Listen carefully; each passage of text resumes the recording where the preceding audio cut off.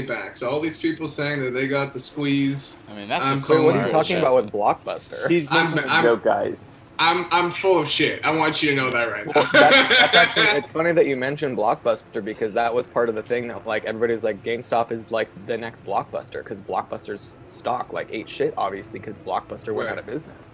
Yeah, So I mean, basically, be careful with how much money you put in there though, because it's gonna go away just as fast as it blew up. oh Oh, dude, I 100%. know. Like Oh, yeah. people were asking like, what's your exit Sure. strategy? I'm like, I don't fucking know. Yeah. But All the time. I only had like $1,300 in my Robinhood account because I've only had it for like less than 6 months, and I only just like traded all the stocks I had, and just like threw it all in GME, and it jumped from 1,300 to 6,000. Yeah, just careful with that though. Yeah, Because I mean, that's more volatile right now than crypto, which is scary. Yep. Like I did that with Dogecoin and I lost like $600 in an hour. Oh shit. But it Yeah. depends on what kind of game you're looking to play. If you're looking to invest for the long term, that's not the play. But if you're looking to try No, to get it's money definitely- quick, then you need to pull out like now. No. Well, yeah, not now because the squeeze hasn't actually happened yet. They haven't covered all of their Yeah. position, which is what the whole squeeze is. So this next week, I mean, it could all happen tomorrow, or it could like take the entire week. So that's Yeah. yeah. But it was also Kyle's birthday, so the whole family met Leo for the first time. Very nice. Awesome. Mhm. Yeah. Happy B-Day. It was cute. And then my cousins came to town, and my niece Victoria like played with other kids for the first time, and she was running around yelling, "Cousins, cousins!" It was so cute. Oh, that's adorable. And then she was like, "This is," what did she say? This is, I don't know. She said like, "This is amazing," and then she was like, "This is crazy." She's 2.5, so like she's just running around saying like, "This is so funny." Just saying adorable. idioms that like she Just- doesn't quite understand. Yeah, Yeah. Yeah. it was What pretty an cute. idiom. Dang. Ah, Ryan, relax. Oh, Rube's going to hell. Sorry, that was me. She's only 2. She doesn't know. She doesn't know. I know. It is pretty cute though. Oh. What gives her permission to be so cute? Oh. Oh shit. Okay. That's right. Oh, where'd Jenna go? Really quick, per the texting conversation, just to put a cap on it, the whole hard out with these things, just to help us with enjoying it more, so things don't drag on. Yeah. I feel like, I don't know, since we're starting like a little past 7, I feel like 10 is a good soft out, with 10:30 being the hard out. Yeah, I don't know how you guys I'm trying feel. to start by 7 here. Just this is kind of the way it is. That's all good. But I don't know, how do y'all feel about that time frame? I mean, I think it is That good to works. limit sessions because, I mean, I know that I, for one, especially if I'm not directly involved, like my attention span does not work for 5 hours. Right. Um, Okay. So if it's comfortable with everyone, maybe we say like the hard out is like 10:30, just so that if we're all good with that. Totally. I'm If you- ready. I'm ready. I'm live already online. But Waiting on you Jenna, guys. change your name. Yeah, I did.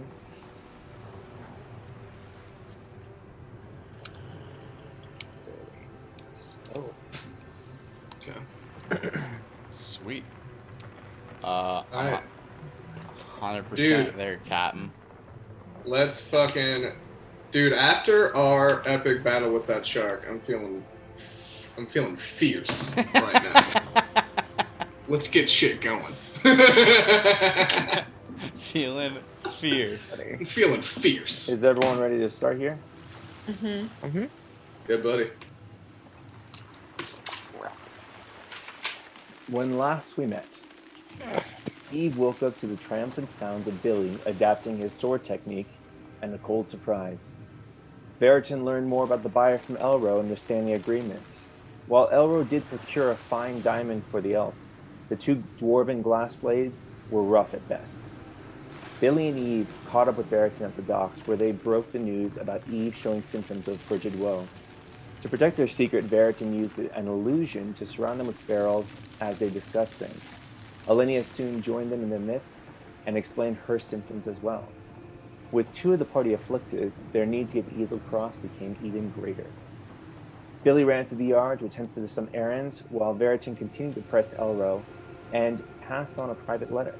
Elro in turn gave him a letter addressed to the buyer, stating their purpose and their desire to find Orvo Mustav, the partner of the late Ergon Wemp. As Billy returned to the inn to gather the last of his supplies and take a much-needed bath, Eve finished her special project she was doing for the sails, and Elenia continued to work to finalize the rest of the ship's needs. Veritan learned a little bit more about the hag from Bowden, as well as a strange sense of there being something at the center of the storm. Billy bought a journal from the booksellers and decided to play one final tune before leaving for the afflicted family. As they all returned to the ship, Veritan convinced Elro to give them the elven glass blades over the spirited dwarves. While he was hesitant about parting with Mila, he acquiesced to Veritan's request. As the boat began to prepare to depart, Eve used her druid craft to see the weather that lay ahead of them.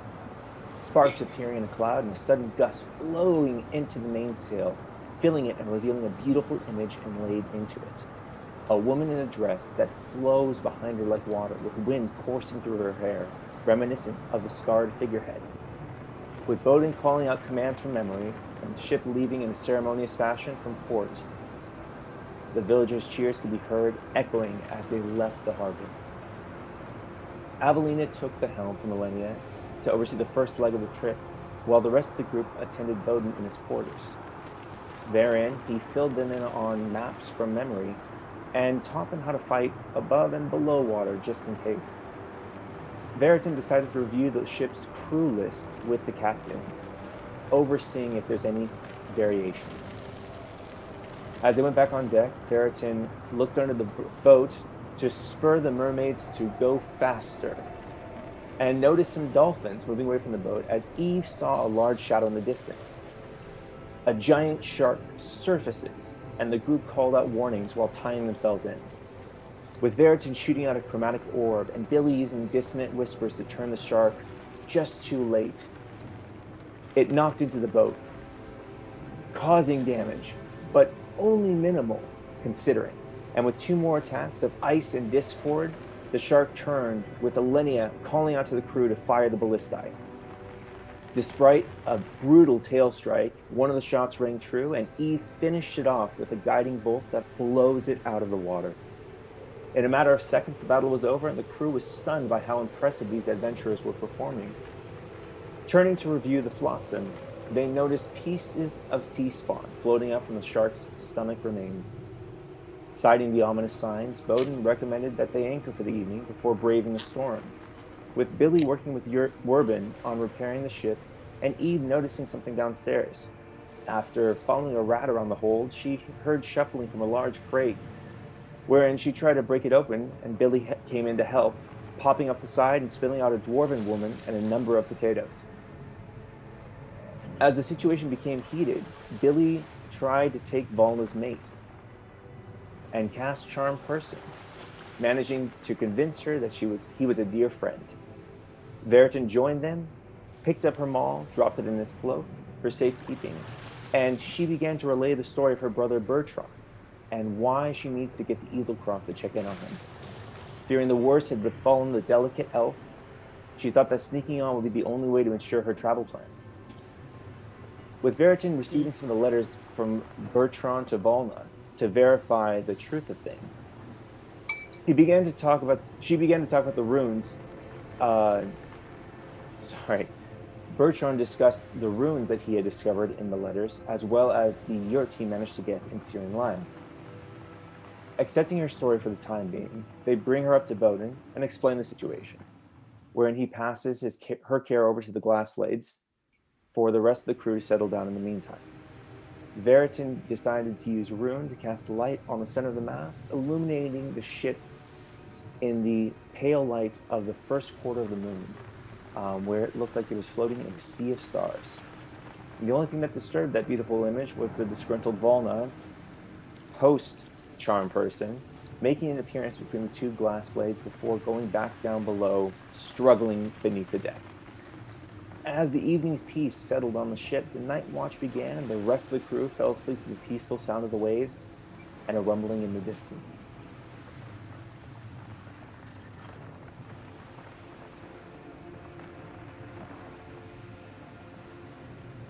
Where are we all sleeping exactly on this ship? For some perspective, we'll actually go to the ship right now so you're kind of aware. Veritan, you decided that's based on where your desk was in the captain's quarters, and it made sense for you to kind of be there, that you would kind of nook up by the desk unless you decided that you wanted to go with Billy over to the crew's quarters. That was my idea. I would have liked to have been near this, just all of our documents, planning, kind of also keeping guard through the night. I assume that you would have been basically by your desk. Yeah. So. But yeah, that's right. We after talking to Bowden, we all decided to. The crew is resting, but did we take shifts like as a party keeping watch, or did we all rest for the evening? It seemed you all rested for the evening if they were working on night shifts with other people. Okay. Who's steering the boat? Oh shit! Technically no one, because you guys decided to anchor for the evening instead of going into the storm.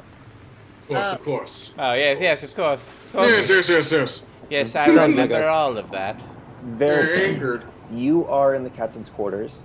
The women have decided to sleep near the hold at various points. So you have Selly, Mila, and Volna at one corner of it, with Eve and Elenia at the southern quarter of it, closest to the captain's quarters, with the sailors and Billy inside the crew's quarters. Yeah. Okay, cool. So I'm. Are we still at night, or is it morning? Am I just asleep? We're about to get to the story. Also, just kind of like as morning came, I would want to have look through the portholes in the captain's quarters, just kind of observe where we're at, maybe just to kind of gather my vision. But also, I want to do the old dance of casting mage armor for the day and then resting to gain that slot back. Okay. So it would have been, that I only need 4 hours, so at some point during the night. Since everyone else takes 8, you would have woken up for, I'd say, about 10 minutes to cast that and then gone back to sleep, if you're trying to time it out. Yeah, I mean, not even really sleeping, just kind of... But yes, it's technically considered an activity in that regard, so... Yeah, I would have finished my 4 hours, and then probably nearest their, daylight, cast that to prepare for the day. Okay. All right then. Just calculate that. Yeah. So what time is it?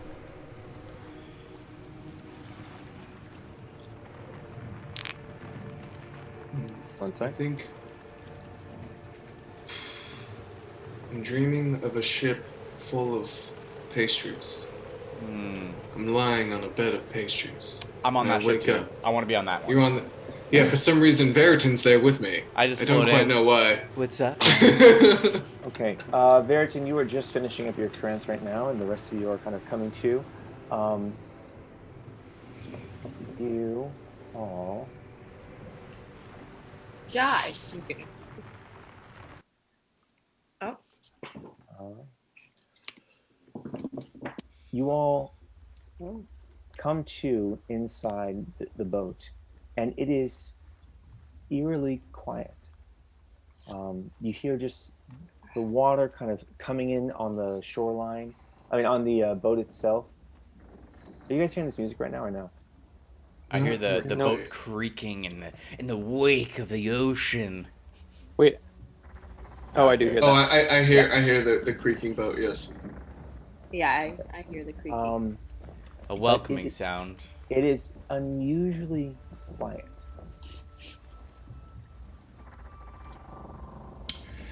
Wait, and what time is it? It's early. From what you can tell, it seems a little dark outside, and it's quiet. You do like an eerie quiet? Just quiet. Okay.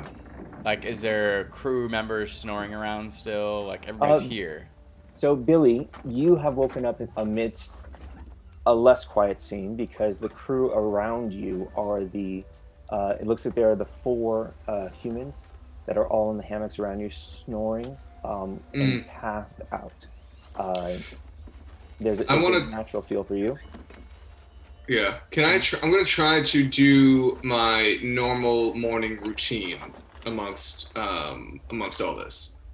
With some snoring people. So I'm gonna make a stack. Okay.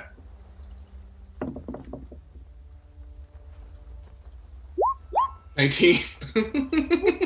Surprisingly, Billy, you do manage to kind of weave in between all the hanging hammocks that are kind of going a little back and forth, and you manage to use them as obstacles as you practice your routine in the morning without waking up anyone. He's getting better. Leveling up. Alenia, Eve, would you like to be doing anything? On the inside. Nothing in particular. Just kind of waking up, getting myself together, checking my neck to see if I'm worse.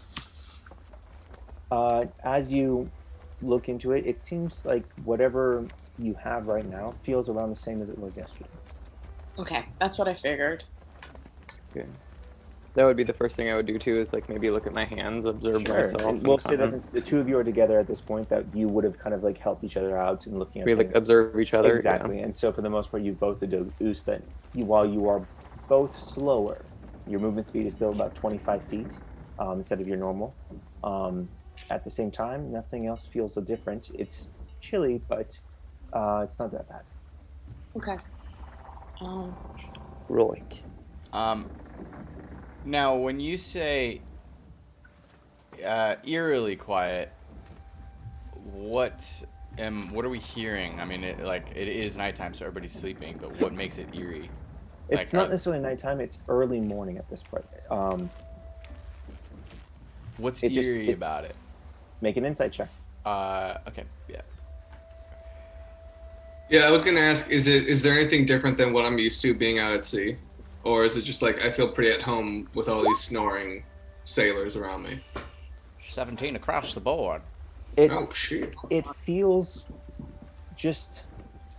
Ferritin, you don't necessarily know experience. You have no experience on a boat in the sense of knowing what eerie might mean in terms of quiet, but it just feels quiet, especially considering that you're at sea, you know that there's a storm on the horizon.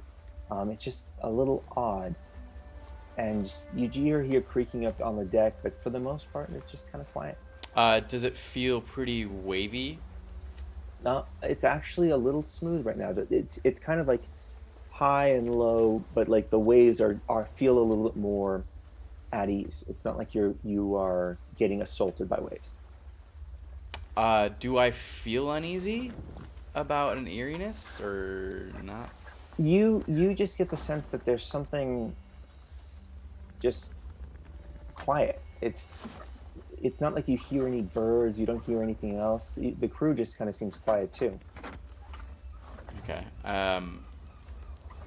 Okay. I mean, I'll just go along with kind of looking out the window, kind of my early morning just routine.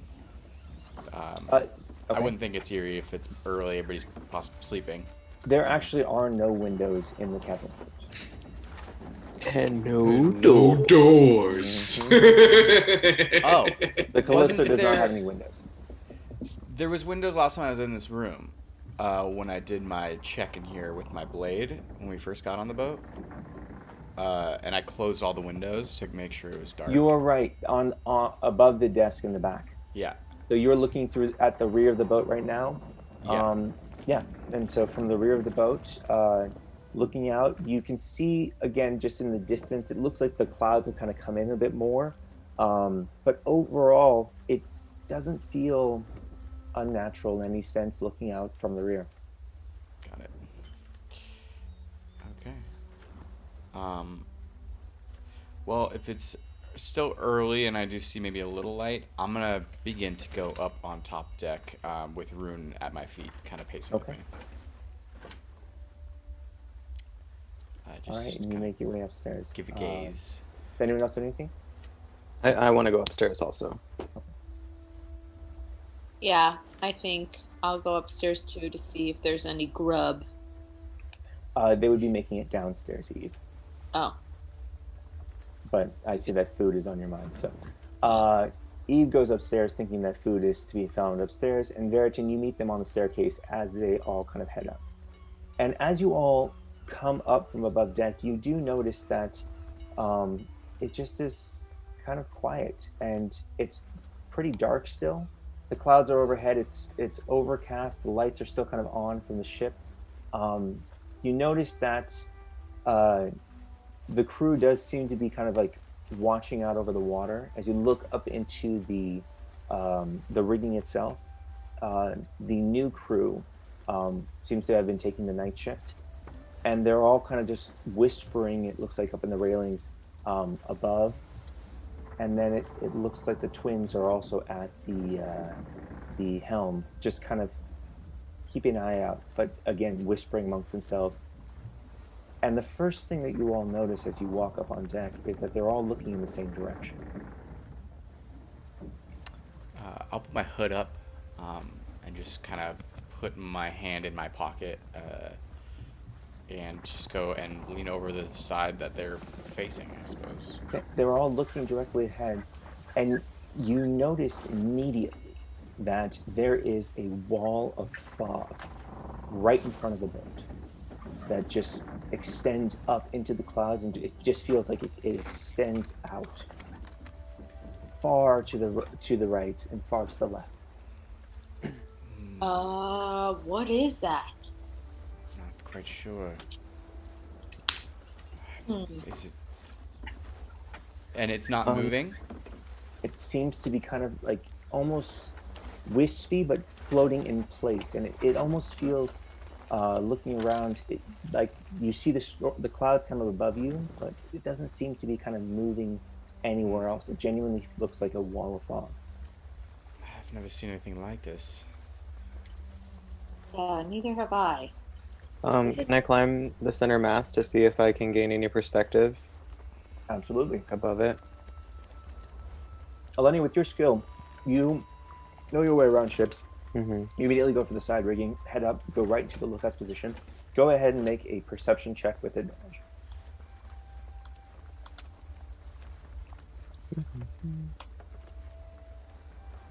On the wrong page.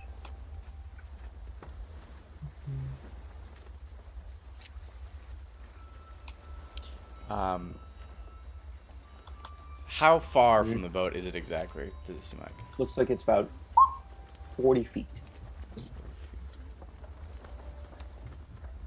Elenia, looking out again, you notice that this does seem to extend far. It looks like you don't necessarily have like the clearest of eyesight right now. It's kind of dark still. You do see the sun coming up in the east though, and it kind of is just going underneath the cloud line right now, and it feels like this fog layer just extends out into the sea, going to the east. And from what you can see to the west, it feels like it goes into the distance, but the darkness kind of falls off and you lose sight of it. But you do see the faces of the other sailors that are in the rigging next to you, and they're all just kind of looking wide-eyed at it. Jurgen, who's the carpenter that you guys had picked up in Halebank, just looks over you.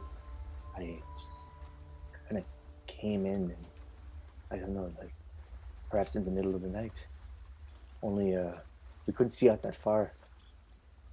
As the sun started to come up, just noticed it was there. Hasn't done anything, but just never seen anything like it.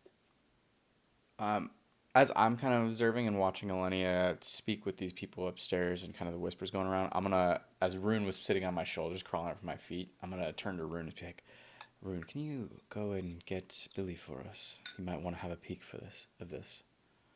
And I'll just like And you give just her see her a little do a scratch quick nod. on the head, and have her run She nuzzles you. downstairs. And just dashes down.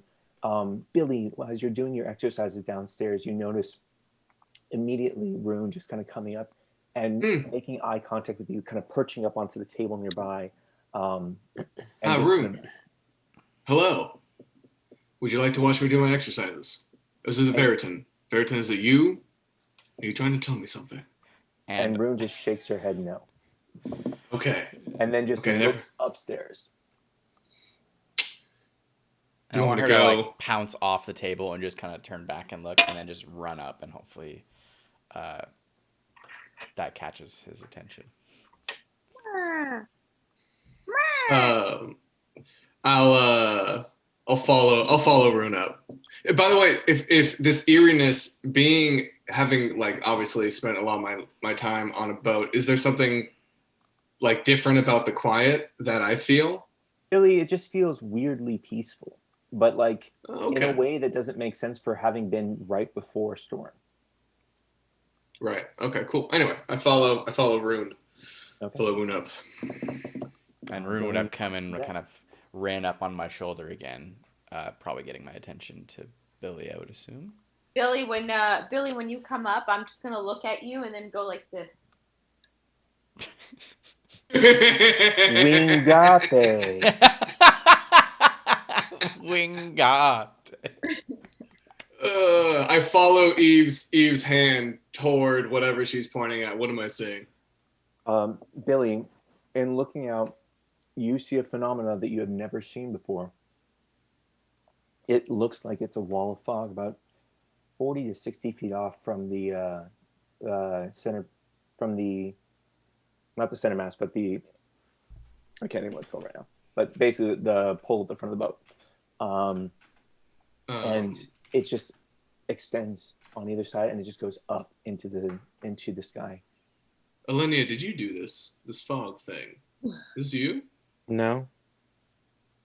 No. Oh yeah, you're up there. Yeah. Alenia. It wasn't me. I want to get close to right up to the fog as I'm like, where did anyone see where this fog came from?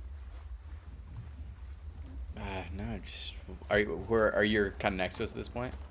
Yeah, I'm gonna come up close. No, I just came up here to see where we were at. I mean, I wouldn't know anyway, but this kind of travels into the horizon. It seems it's eerie, is it not? Yeah. Well, it's peculiar. A wall of fog. Can I touch the fog? Is it close enough to touch, DM? It's far. It's about 60 feet out from the front of the boat. From the main sprite, because the main sprite extends out about like 20, 30 feet out from the boat itself. So I'd say it's about 40 feet from that stuff. Being a seafarer individual, have you ever heard of something such as this wall of fog? Go ahead and make a history check. Perhaps this is the work of this... Nat 20! Billy, even though you never truly encountered anything like this, you have heard tales of weather manipulation, and that there are some things that just are unexplainable phenomena that are not natural. And this to you is immediately not a natural phenomenon. Seems to be the work possibly of whatever storm is on the other side of this. Could we assume that? Maybe. I mean, I've never seen something like this. The only time I've seen any magical fog is Alenia's done this. Did this just the other day at the bar, but not nearly to this degree. This is definitely not natural. Whoever is doing this, this is some magical means of I don't know, maybe forbidding people from entering. I'm not quite sure, but it's definitely not natural. Do you think if I cast my druid craft again this morning, it would sense anything? Should I try to do that? The other thing, though, it's not. That's up to you. I don't know a whole lot about your druid crafting. DM, how far back and forth can I move if I cast levitate? That is kind of a inertia thing. You would have to kind of get a leap of some kind, and depending on where you left from, and that then at that point it's kind of like a momentum thing. So depending on your speed of which you kind of do that. You could do like a running leap. Once you extend somewhere and kind of go, you cannot really adjust. Perhaps we load you into the cannons. I just am like, I don't want to like not be able to get back because it's like, nope, sorry, you've exhausted how far the spell can take you. You fall in the water, you're dead. Yeah. Well, technically, if you went somewhere and you decided to leap off the boat, you have no means of turning around. Oh, it's a one-way trip. Imagine imagine the best way of putting this would be an astronaut in space. Right, I've seen Gravity. This doesn't sound like a good plan. You can move up and down, but you cannot kind of adjust where you're going. Okay. Got it. Like, so I can't like pivot. Exactly. You have your y-axis going vertical, I'm but dead. you don't have a z or x-axis. I'm gonna go up to the twins, and I'm going to ask them. They're at the helm, correct? Yes. I'm gonna inquire to them as to when this rolled in, if they saw it. I want to speak to them in Elvish. And you're going to speak to them in Elvish? Yeah, in Elven. Just to kind of connect with them. Because they're Elven, correct? They're half orcs, so right now they're staring at you. I thought they were Elven. Nope. The Twins are no. No, not the glass blades are elves. The glass Yeah. blades. Yeah, you're right. Okay, then. They have elf ears there, don't they? Though. In Orcish. Okay, I would have done it just to see if they understood. Orcish. And immediately they're just both kind of like looking at you, just. Apologies about that. It just slips out sometimes.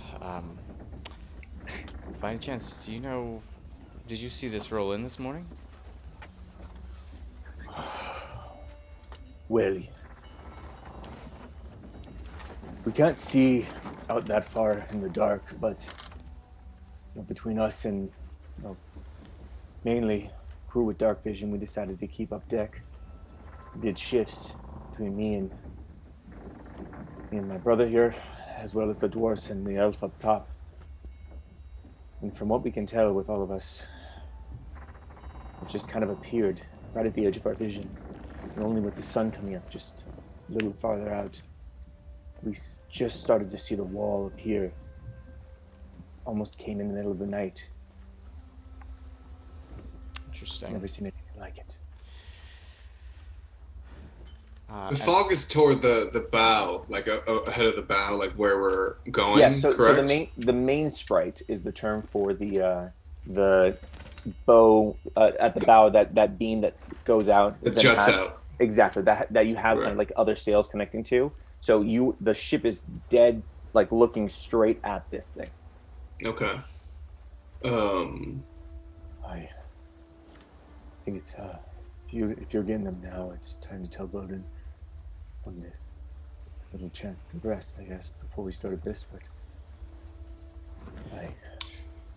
the twins just decide both just to go down below deck, and I'm gonna tell the twins, let him rest. Let him rest.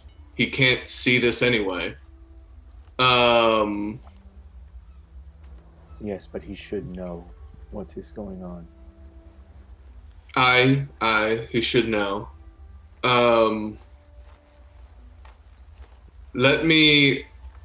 Give me a moment. And I wanna take out my navigator's tools, and I just wanna see, based on the map of how to get to Serenlaya, if the boat is currently in the direction of where we're going. Billy, you had a reading probably the last night when the stars were out, and the boat was kind of heading in that direction as you guys had stopped. But as of right now, you don't necessarily have any kind of thing to look at or any kind of navigate, like celestial objects to see. It's very overcast overhead. directly above you, and it's just a wall. Do I not have any gauge of where the sun is located? Can I get a sense of east and west? You do see where east and west is. Okay, so do I get a sense of if I look at the map? A very rough estimate of kind of where you were heading last night. The boat is still pointing in that general direction. Okay.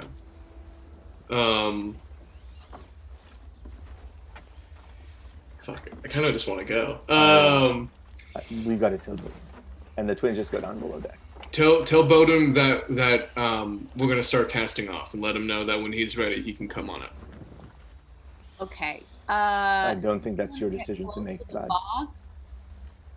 Right, I'll go talk to Bowden. I'll go get him. I thought the twins just want to go. Oh, did they? Yeah. Oh, Lenny, you're still in the crow's nest right now? I am in the crow's nest, yeah. But I do kind of want to go check with Bowden about like this being like an occurrence he's seen before, because it seems to have some sort of magical situation going on. Are you heading down? Well, are the orcs already bringing him up? They already went down below deck. Okay, then I mean I'll just wait here for like a few minutes to see if he comes up, and then I'll come down when he arrives, I guess. Yeah, that makes sense. Yeah, like why would I know? So Billy, 2 minutes later, you see the orcs return, and Bowden comes up with Evelina immediately, Eve, trying to assist. Eve, was there something you wanted? I was gonna ask her. You're thinking of going up towards the fog? I know this might not be the smartest idea. Yeah. But I just want to see what's in there. Yeah, I don't think that's the smartest idea. I mean, Well, we have to go in there. We have to go in there anyway. Like, that's where we have to go. And as this is going on, Bowden comes up from above deck and is discussing with Avelina. The twins have kind of just left him, and it looks like the other crew members are also coming up above deck. Everyone looks very put together in terms of like they are immediately alert and ready to go, but simultaneously, the aside from the twins, the rest of the crew that just came up looks very alarmed at this wall of fog and is kind of showing a little bit of nervousness. Bowden's just kind of whispering with Avelina for a moment. Alenia. Can I slide down the mast and kind of go over to them? Moving lively, you just come all down and swing right over next to them, landing next to them. Alenia. Avelina tells me that it's disappeared in the middle of the night. I guess the twins had noticed it. Well, I can only imagine that this isn't a natural thing. I haven't seen anything like this, and we know what we need to do. It's not like we can turn around. It just feels like one more obstacle we'll have to face. Have you seen this fog before in your previous journey or journeys? Well, I know you can't see it now, but from it's quite simple to describe, and it seems like it's a wall that just extends outward. I fear that we ended on the threshold of the storm a little ways out before, but if it's this close, it almost feels like it's gaining. And I don't know what this is, but some weather manipulation or something, I couldn't tell you, but I wouldn't be surprised if, well, she was involved. The witch? Perhaps. Well, it's evident that whoever placed this here placed it in front of us to thwart our forward action. So we do know we are going into a trap. It's safe to assume. I fear that we've been going towards something this entire time with the storm on the horizon. One way or another, we're going to have to go through it in order to reach Easel Cross. I'm going to turn to Alenia. When you were up in the mast, did you by any chance still see land in the distance, possibly? I couldn't see past the fog, right, DM? So in front of you, again, is this wall of fog. You saw the light kind of coming over from the right-hand side to the east. At this time, it's come up a little bit more. You didn't really see anything just because you don't have dark vision out to your left and the west, where land is. as you all look out now, Veritan, I would say, go ahead and make an investigation check. Investigation, A. Investigation. 14. You see again, the fog seems to extend out, but it does feel like in the far distance, even though it's overcast, you see the outlines of what looks like mountains far to your far to the west.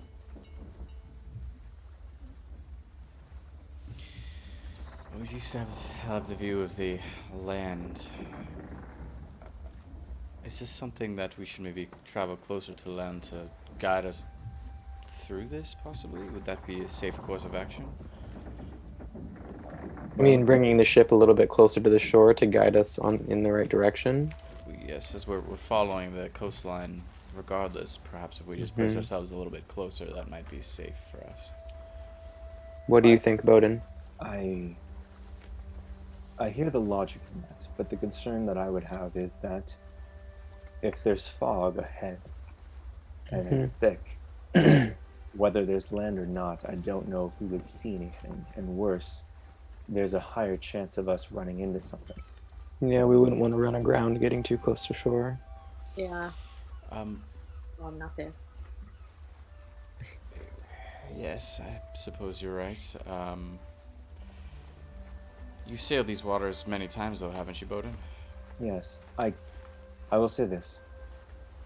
Whatever this is, I cannot imagine anything having the power to create fog that covers the vastness of where we're going. Although, I hope not, at least. It's possible that if we push through, we might just come out of whatever this is on the other side. Well, if this is our course of action, perhaps we take a vote to see how we want to attempt to travel through. Do we pace through here, or do we travel closer to land and possibly grant some semblance of safety just being closer, with obvious danger that Bowden has exclaimed of not being quite sure how close that may be at times, but does everybody feel the same way, or does everybody feel comfortable just traveling through directly?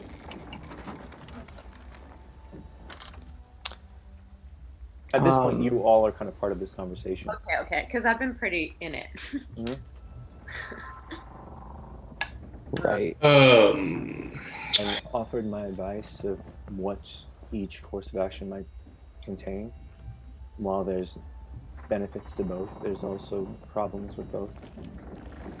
One way or another, our destination is clear. It's just simply the how. And I know that whatever we choose, it won't be easy beyond this point. I say we go through. Eve? Right. I don't know if it's necessarily a good idea to get super close to shore, because if we can't see in the fog, who's to say that the shoreline won't change dramatically and we won't be able to turn the ship fast enough to avoid wrecking it? We could hit some rocky shoals if we get too close. Either way, who knows how close? If the fog is seriously that thick, it might not be until we're a few yards away that we finally do see any type of land. So, in my opinion, I say we press on. Maybe perhaps we press on in the use to our advantage, stealth as much as we can. Maybe extinguish all lights on the ship. Perhaps just go through unseen. Since we don't have visibility anyway, lights won't be too helpful. We should perhaps ready the weapons as well. We can... Really, what? I was just gonna say, yeah, we should have the whole crew readied, just in case. Yes, if we're going through, then we're going to need to, well... Be prepared. Yes, but also ready the sails, get everything moving. I mean, the ship will need momentum. There's a light breeze right now. The fog seems to be kind of holding in place, I'm assuming, but the wind does seem to still exist. Well, do we? How do we feel? Ayes? Do we all agree? Any nays to pressing forward? Uh, I've never done this before, so I don't know if a ship is so easily able to go around such a thing. But Um, We're I, going through it. yeah, so, but I feel like I'm not educated enough or knowledgeable enough to add to the conversation to know whether we should go through it or if we should attempt. The other thing is, if it's magical and we try to go around it and it still comes for us, then maybe we have no choice but to go through it. But at least if we try to avoid danger, I don't know. Hmm. Billy, yeah, I've seen how you've ran this ship, and especially in the middle of kind of a panic and when things needed to get done. What is your true opinion? You want to go straight through? You think that is the best course? Don't mean how? to. I don't mean to be blunt about it, Bowden, but um, you are not able to see what we're exactly going into. DM, do I get a sense how is the fog stretching out like across the horizon, just endless fog? Do I get a sense of any From end what to you're it? looking at right now, it feels like the it does go pretty much from either side. It and just casually looking around, it feels like it just extends out and out. Eve, you do make an excellent point. It is dangerous what we're doing, but based on the timeline that we're in and where we're going, it seems we have very little choice. We could try to go around, but it could extend our trip days, weeks, even, and we just don't. For not only the girls and Irvin and his mate back home, but for you and for Lenia, this is something we need to address now. And the shortest distance between 2 points is a straight line, even if that straight line goes through a very dense magical fog. Um, and I think it's what we have to do. Oh, I I don't know that we would even be like. I feel like it might be a waste of time trying to go around it because if it's magical, it's gonna come for us anyway. who's to say it has borders? Yeah. Yeah. Okay. So then it's settled. Then we go through. I think and we're we all in the prep. opinion that we go straight through. Yeah. You heard Eve? We go through. Billy, as my navigator in that regard, I would say this: you've seen the maps in our trout of where we need to attend to, and the points at which I've discussed that we should be turning and moving westward from there.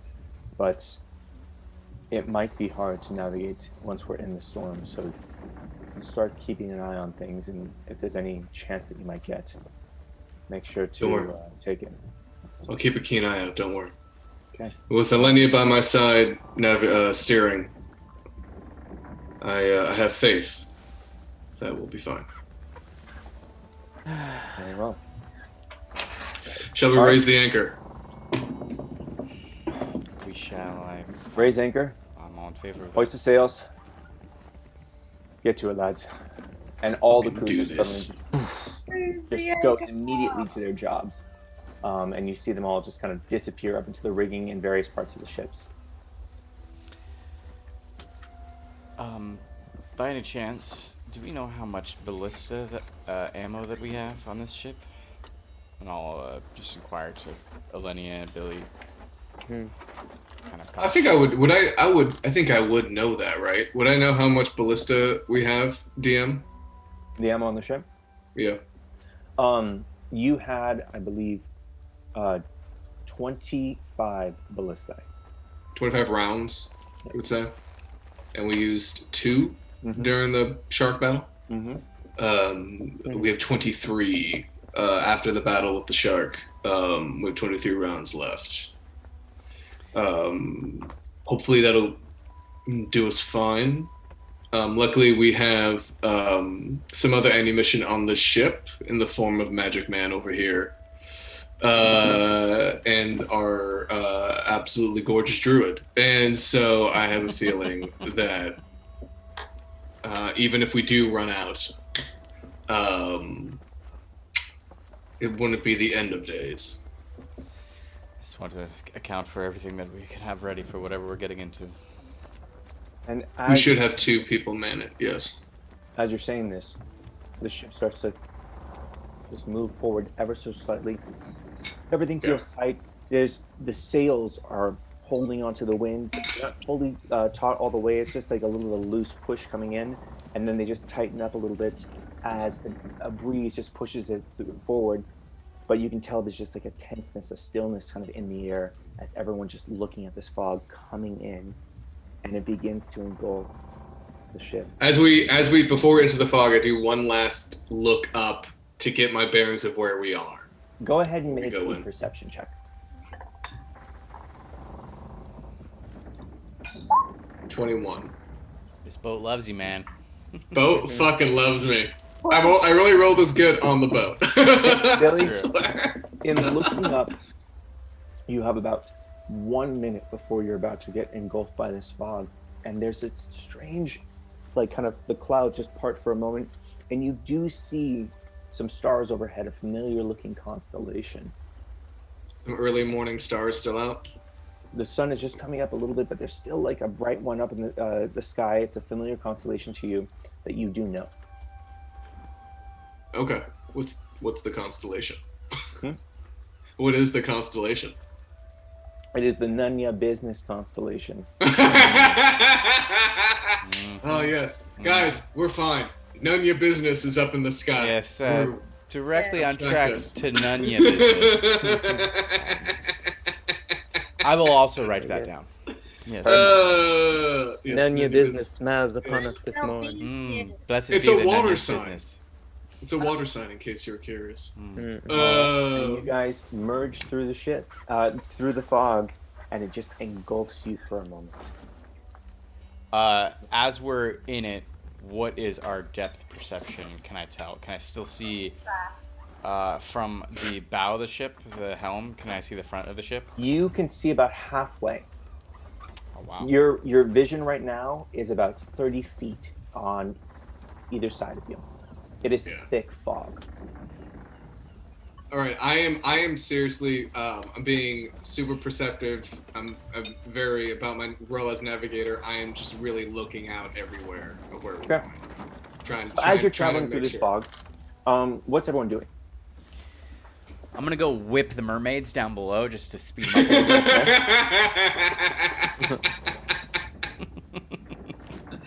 a little bit. Move faster, mermaids! There's 1,000 of you, damn it! Olivia, you are obviously steering the ship. Yep. Eve, Billy, are you doing anything else? No, I'm. Eve, you go. I was gonna say I thought Billy was like commanding everything. I'm navigating. I'm just being hyper perceptive, looking around, trying to. Billy, go ahead and make a perception check, please. Another one. Oh, I can't just use the one I rolled. It was so good. Ooh, I just talk so much shit. This is gonna be terrible. Billy, make that with disadvantage because you cannot see that well through the fog. This is gonna be bad. This is gonna be bad. That's a 10. All right, almost was good. All right. But so as you guys are moving through this fog, it's quiet. It's weird. You've heard the rumbling in the distance. You've heard the storm and everything else, but it just feels so ominously quiet. The fog is thick. Billy, your eyes are keen, looking ahead. You don't see much. Alenia, right now you're moving at a leisurely pace. If you'd like, you can pick up speed. I don't want to go too fast through the fog. We can't see. Okay. The crew is kind of at ready, just looking around in the distance, and even just looking up from above the deck, Veritan, where you're at, you kind of lose sight of the crew and the rigging up at the foremast. They just kind of disappear, and even the bowsprit, you don't really see. The front of the bow is just kind of like coming in a little bit. It's thick. It's super, super thick fog at this point. And you guys just kind of continue for about 2 hours. moving through this fog, and it's quiet. It's just oddly quiet. And then you start to hear just the waves kind of coming in a little bit more. It almost feels like it's like distant rumbling out in the distance. All of you can kind of feel this. The wind has not changed them. Rumbling ahead? It feels just like there's thunder and like the sound of thunder, a thunderstorm. It's far off, but it feels like you've been kind of getting closer to it. At the sound of thunder, I'm going to head up toward the bow. Okay. And just like be right up at the front of the ship Mm-hmm. of wherever we're going. Okay. Billy, you are moving up to the very front. All right. Go ahead and make another perception check with disadvantage. Yeah, okay. 11, slightly better. Slightly better, Billy. There we go. It's because I moved up front. First rolls are good. Billy, looking out into the water ahead, you see just faint fluctuations in light. Just I'm gonna shout, "Storm ahead! Storm ahead! Prep yourselves!" And I'm gonna go ahead. Oh, so I'm going to take out my 50 feet of hempen rope, and I'm going to tie it to the closest mast to me as we head into the storm. Hearing that, I will follow his voice to the front of the bow of the ship, and I will also tie myself up. So whereabouts is everyone right now? I know that I have you on the map here, but just let me know where you all are kind of situated. I would have been up front with Billy. Okay. Veritan, you wanted to be up front? Okay. I'm at the wheel. Yes, you are.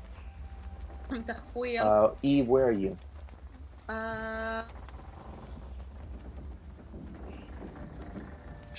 Part of me wants to say maybe I should go below deck for safety, but then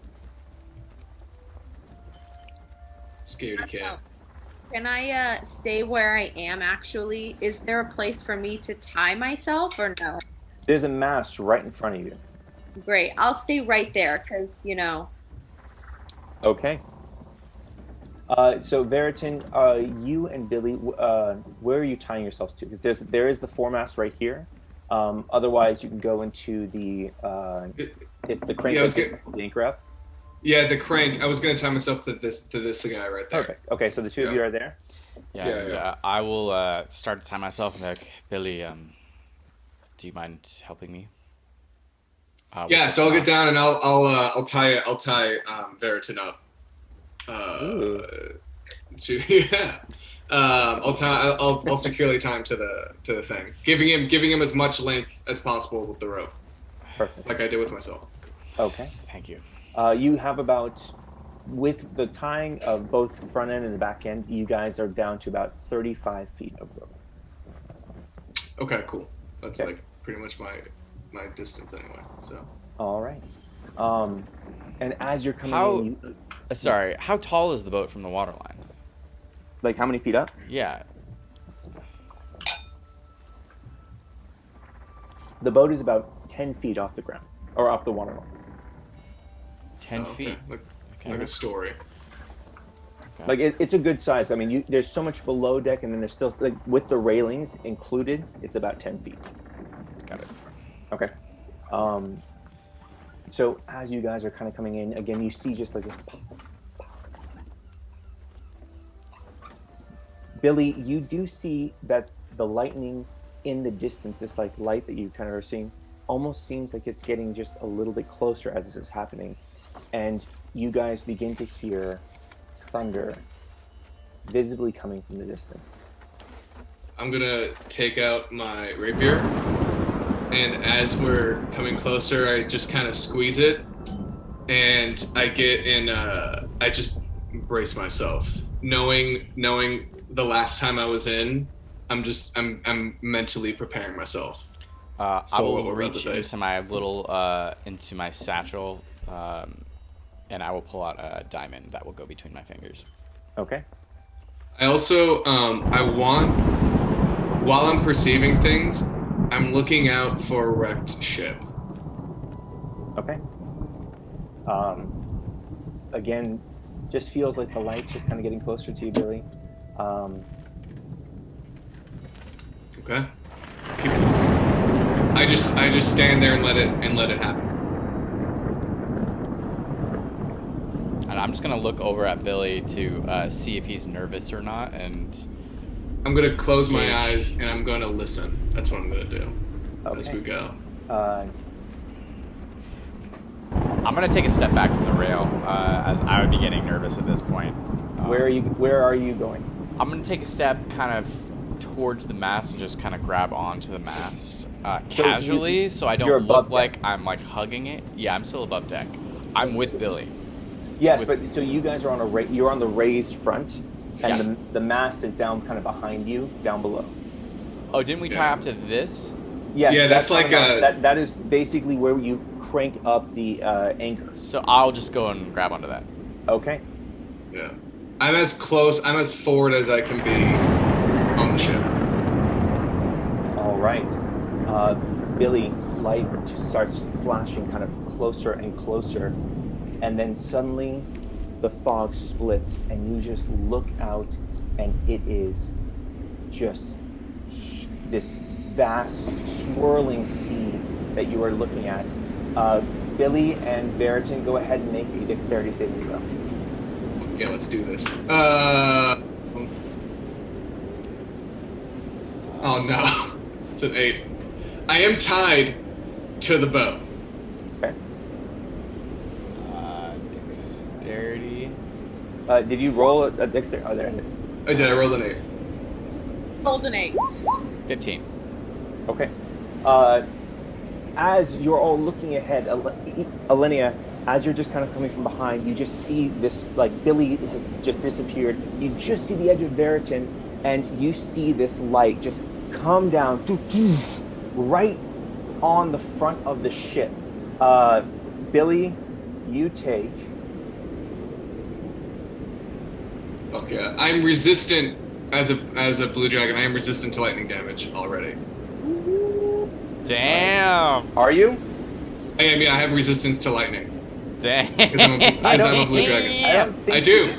I do because that's my element. Whatever I breathe it, man. But I don't think you're resistant to it. It is. It's in the book. I've checked. You can double check, but I am resistant to lightning damage. Is. Okay, you take 5 lightning damage. Okay. And as you're all and I take it. Yeah, you eat it, dude. Yeah. I just stand there now holding the thing, just like as you're just like standing there taking that lightning. Yeah. So the ship ends up taking 5 lightning damage as well. Arlenia or Billy, go ahead and mark that out. Billy, you watch again. It's just like the lightning comes down, blasting right into the center of the ship. You just kind of get out of the way a little bit, and it just chars up your tail. And you feel this lightning kind of coming into you, but at the same time, you just resist it and shrug it off embarrassed, and you're watching the spectacle as Billy, you've just managed to get out of the way, and Billy is almost electrified in front of you on the bow of the ship, looking out as you just see in front of you this swirling sea where you are just giant waves are right in front of you. And the sky is just a little bit parted, some light is coming in, and you just see in front of you this massive storm as lightning and thunder are happening all over the ship. I'm gonna turn around and just shout like, everybody hold on, as we get into this. Grab the post that's in front. I was on the wheel, like, and a huge wave immediately starts coming up towards the ship. I'm gonna open my jacket and just yell for Rune to get in. Rune just comes up, leaps into your arms, disappears into your pocket as this giant wave is coming towards you. Go ahead and make a dexterity saving throw, or a strength saving throw. Veritan, Billy with advantage since you are tied in, and Eve and Alenia, Go ahead and make it additionally with advantage with your shoes. Oh, okay. I rolled a 20. 19's across the boat. Dude, look at you, man. Wait, is it a dexterity Is or it- a strength save? He said strength. Strength. Oh, fuck. Okay, strength? just, Mm-hmm. hold on. What's Can I my not use strength? dexterity in place of strength? No, you're not dodging. You're trying to hold yourself in place. Fine, I Subtract 3 to that. Just wanted to make sure because my strength sucks. I rolled a 17. I rolled a 17. What the? Okay. Yeah, look at that. Oh, Jesus Christ. Okay, great. You roll it with Oh no, advantage. Alenia, that's that's the with worst. advantage. My strength is horrible. That's almost the worst you could Okay, roll. and For real. Poor Alenia. Whatever. All right. Sorry, I had to restart my chat. Ooh, I got 16. Okay, and just one more here.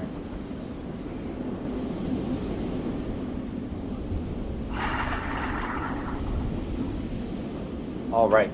So you all hold in place as this wave comes up, blasting over the ship as this giant wave engulfs you. Most of the crews in the rigging just holding on to themselves, but it sweeps over the ship. Veritin, Billy, you manage to hold on to the ropes that you already have in place, and Eve, you also just kind of using your shoes, ground yourself and just manage to stabilize yourself. Alenia, you end up falling to the ground. You take 3 bludgeoning damage as you roll backwards and hit the railing on the ship. You end up getting knocked all the way back to the very edge, and Avelina joins you additionally, having fallen and rolled backwards. The wheel is spinning and the ship is starting to turn into another wave. Did I see Alenia fall like that? Did you look back behind you as the wave came? I looked back shouting, everybody hold on, as the wave was hitting. Okay, and the wave kind of crested over. You managed to hold yourself. You looking back, you can immediately see, Billy, that like the ship is starting to just turn as the helm is just completely unmanned for the moment right now. I'm gonna run toward the helm. And as you run, you end up just getting yanked back because of the rope that's tied around you, and you fall onto the deck prone. Oh fuck! I get up and untie myself, and I'm gonna keep going. Alenia, at this point, you're still on the ground, kind of holding on to the railing. Okay. I mean, as soon as I can, I'm going to try to make my way back to the helm. Sure. The helm is spinning at this point. Alenia, both you and Avelina go to grab the helm. Go ahead and make a dexterity saving throw with advantage since Avelina is helping you. Nat 20, nice. So as you come in, again, just the boat is turning, going broadside towards the wave. You manage to just grab a hold of it and hold on, the two of you, with as much strength as you can, and you turn it back as you come back and just manage to just hit the wave going forward into it and directly over it as you're coming through. You guys are in the middle of a storm right now. What are you going to do to try and save the ship? I would say that we need to lower all the sails. Because if we keep all the sails up, it's just going to blow us all over the place. Okay. It's just going to tear them to pieces. The sails are holding up decently right now. I mean, it's not like we have time to discuss it. Should we collapse the sails, Billy? I'm just going with initial reactions right now, but if anyone's doing anything. I'm running toward the helm. So at this point, you've caught up to the helm. You have no tether around you. Eve is kind of holding onto that center mast. Veritin's at the very front. The rest of the crew is at their positions. Bowden is kind of looking around. Avelina! What happened? What do we... So wait, Elena, did you yell to hoist the sails? No, I was thinking whether I should pull all the sails down, but then we're stuck in the middle of it, so now I'm second guessing that. So I didn't make any command to do that. I'm giving you guys a moment frozen in time to make a decision right now what you'd like to do. So the sails are holding up. There's a sense that they are fine. Billy, go ahead and make an investigation check right now.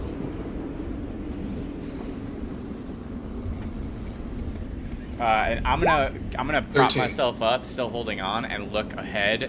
Do I see any vision of what Bowden had once told me about seeing a ship in the distance or an eye of the storm or anything like that?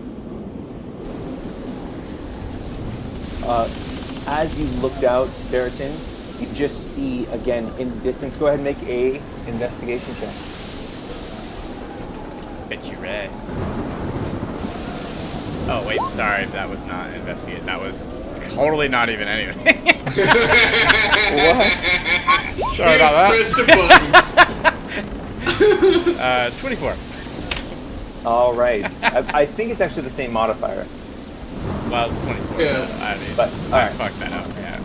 As you come down below that wave, Veritin, and coming back up, you manage to look out to the distance and you see this storm is raging in front of you. It just seems like it's encompassing everything within eyesight, all around you. Lightning is flashing. It's going everywhere. Out in the distance, you do make out what looks like a bright, like a slightly brighter spot out to the far left.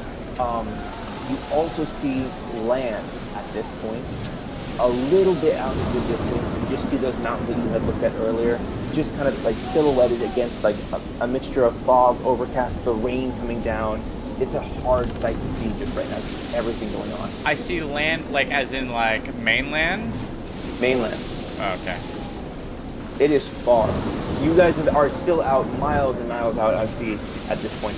Billy, looking up at the sails themselves, they're snapping against the wind, but at the same time they're holding up quite well, surprisingly, considering that you've never worked with this type of material before. Getting up to the helm, I want to, and seeing that Elenia has gotten control back, I immediately want to get my bearings of where we are, and I want to direct her of where to point the ship. Right. Of, like, heading back on course. Go ahead and make a perception check.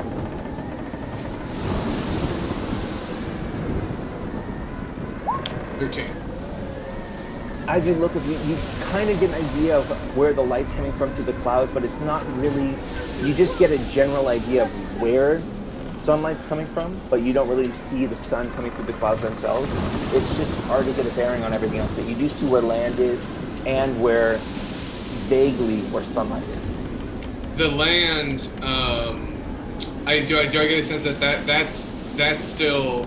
That's the mainland we left and that we've been following, right? It feels like this is still the same coastal area that you kind of are coming along. You just see mountains again in the distance. You don't really see the actual coastline, but judging from the map that you have an idea that these mountains are part of the mainland, and you kind of see them kind of rising out. I'm gonna get right up to Eleni and point out toward the sun, where they see the sun coming through the clouds, and we say, that way, if you can. That is just to give you some perspective, that's the opposite direction of land.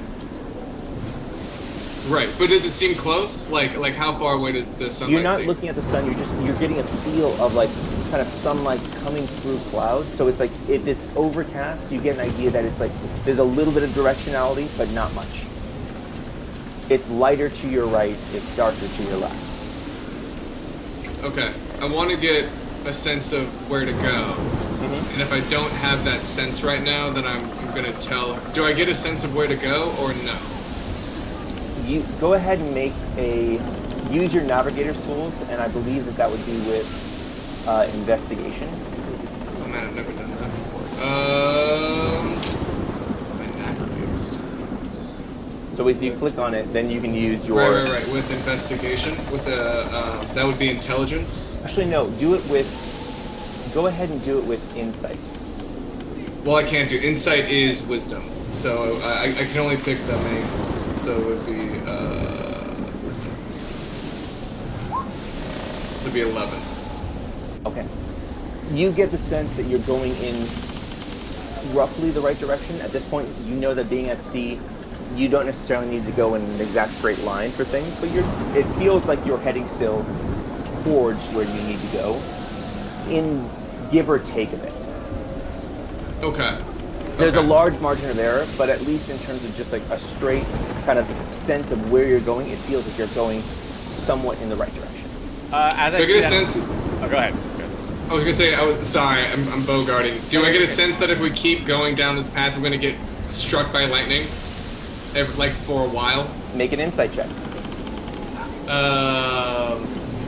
As that's all a natural happening, I'm gonna I'm gonna start heading down to below deck. Okay.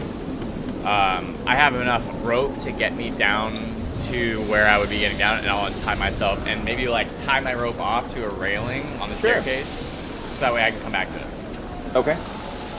Barrington, you go beneath deck and you notice immediately that there's Mila and Selly are holding on, and even Balna looks a little concerned. All of them are below deck, just holding on to the railings of things going on. How is it up there? It's gonna be fine. Billy seems like he has it all under control. This ship is meant for this sort of storm. We've seen and heard before. Water is kind of coming in from above, down the staircases from the waves, and they're just like looking at you like, will it sink? Oh, I don't think so. It's gonna take a lot for this this ship to sink. Go ahead and make a persuasion check. Billy, you feel like you're never going to get struck by lightning. 5. Oh, okay. Then we're gonna keep going. Right. And she just kind of looks at you and just looks back at Selly and Hold sees the steady. water cascading down, just like kind of holding on, and just is like, she just looks distraught. This is Mila. Balna seems to be holding on to herself a little bit more securely, but at the same time, though, she has a little bit more terror in her eyes.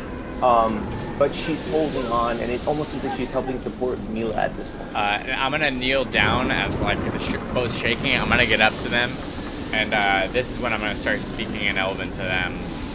It's gonna be fine. Don't worry, it's all under control. We have the Go ahead and we have the best of the best handling this ship. make a persuasion check with advantage.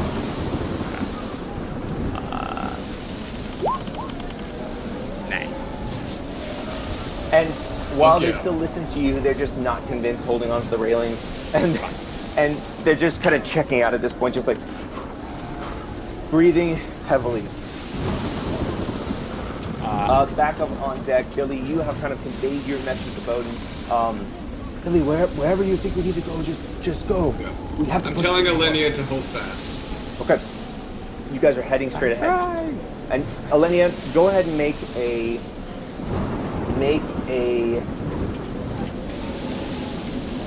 strength saving throw. Actually, no. Make an athletics check. And I will With normal? Your mother is helping you out Normal, right? with advantage. With advantage.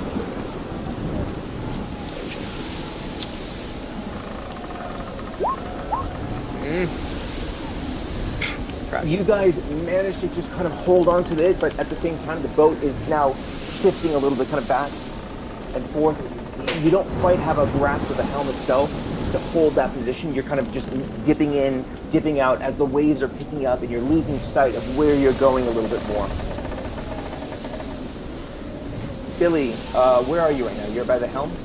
I'm right next to Alenia, telling her where to go. Okay. Eve, you are the closest to being in front. Go ahead and make a perception check. Okay. With just regular, normal? Just regular. Okay. What was it again? Sorry. Perception.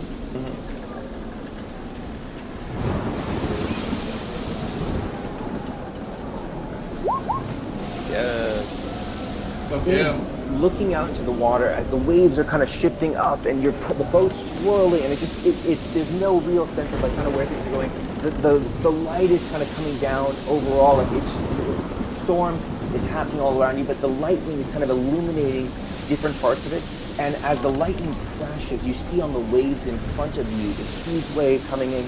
You do see what looks like shadowy figures inside the wave.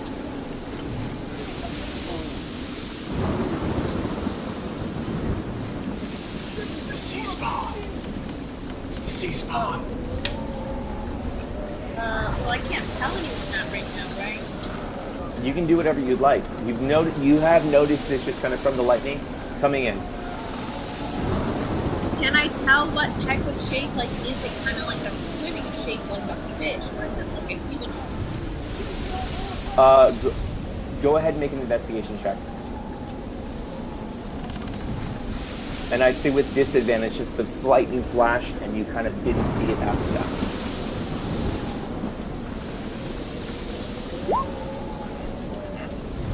Not bad. They looked vaguely humanoid. Okay. Okay.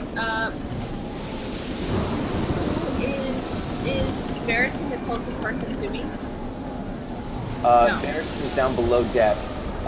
You are kind of down by the center mast. Bowden is behind you, up on top of the deck. He's about 7 feet up behind you, above, and then everyone else is kind of up there. The rest of the crew is holding fast. Okay. Do I still see them? The wave has passed. It doesn't seem like they're doing anything now at this point. You don't see anything. Okay. So I'm gonna stay where I am. Okay. Another wave is coming up. You guys watch as it again crests. Lightning is coming down. Once more, lightning strikes, landing right in the middle of the ship. The ship once again takes an additional 9 lightning damage. As there's just charring kind of going on, and you hear a scream from up top. And you watch as one of the sailors falls into the water. Oh, shit. Oh shit. Is there so the sunlight, does it look like the storm isn't there? Does it look like it's calmer where the sunlight is? DM? Go ahead and make a perception check with disadvantage.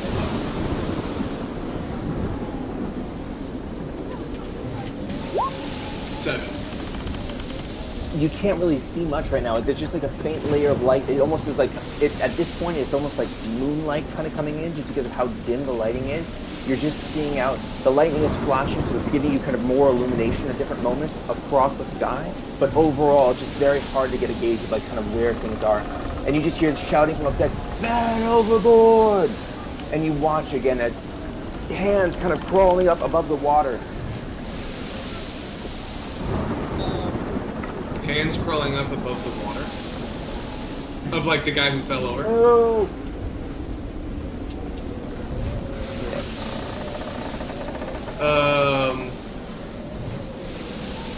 Did he fall over port side or starboard side? He fell over port side. Port side. Just a line. Is he toward the stern back where I am or back up toward the bow? Still going on. Port side. The boat's moving. Oh fuck. Fucking A. I heard it. My rope's already there. Just a line. Is there a line around me? Is there like a lounge? Anything. Is there anything around me that I can throw out to the guy? Make an investigation check.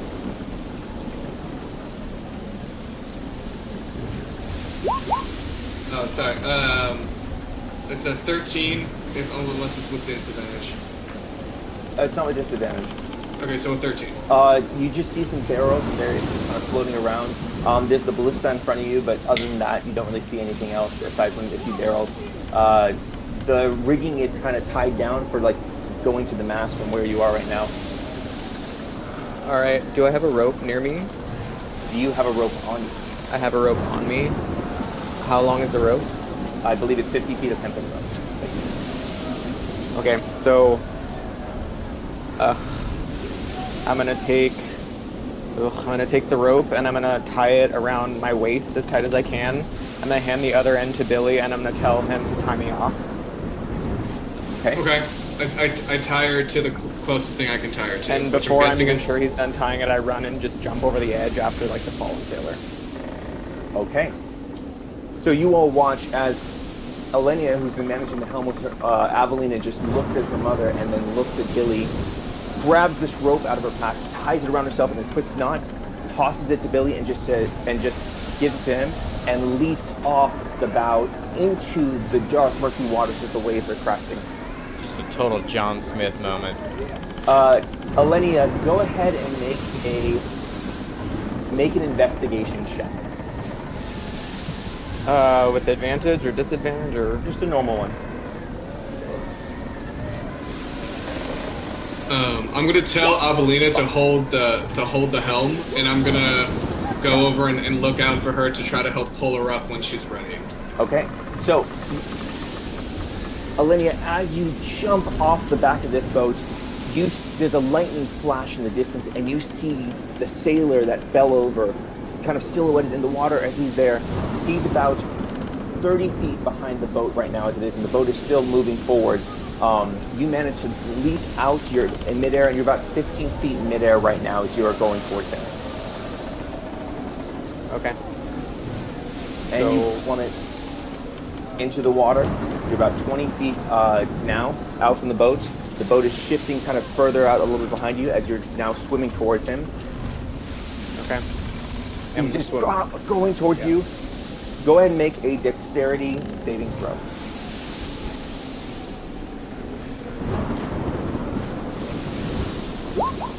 Fucking hell. And trying to grab a hold in the water, like it's just the waves are pulling. You don't get a good grip on him. He kind of falls under again. Another crash of lightning. You kind of see where he is a little bit more. The boat is now moving a little bit further ahead. Go ahead and make another dexterity saving throw.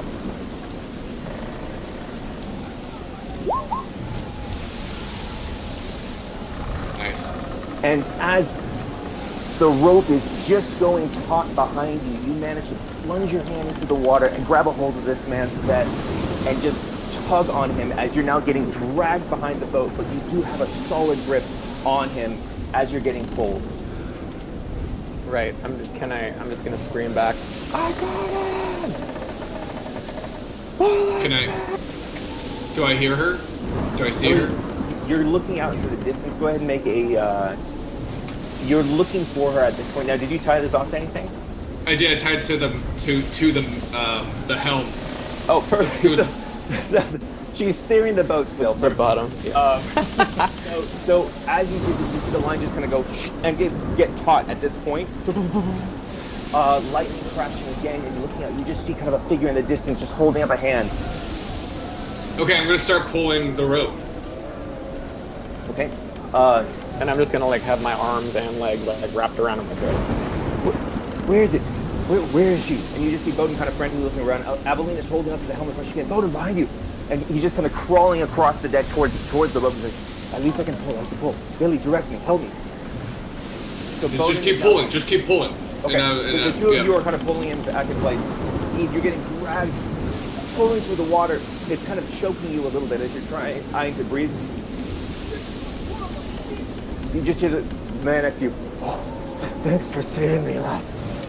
And he's just spitting water as you guys are getting pulled in against the waves as the waves are coming in and out. And you manage to get pulled all the way back up to the corner of the water right below the boat. And you kind of brace yourself against it as you're being held in place. Okay, I pull them onto the stern. Excellent. As you're pulling them onto the stern, Eve, go ahead and make a perception check.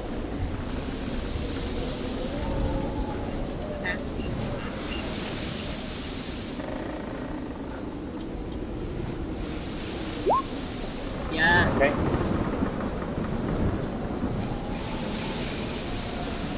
And Eve, as this is all going on, and the waves are crashing, the water's just coming in everywhere, you do see figures, shadows on the edges of the boat starting to crawl up. Everybody roll for initiative. Shit. Oh fuck! Oh yes!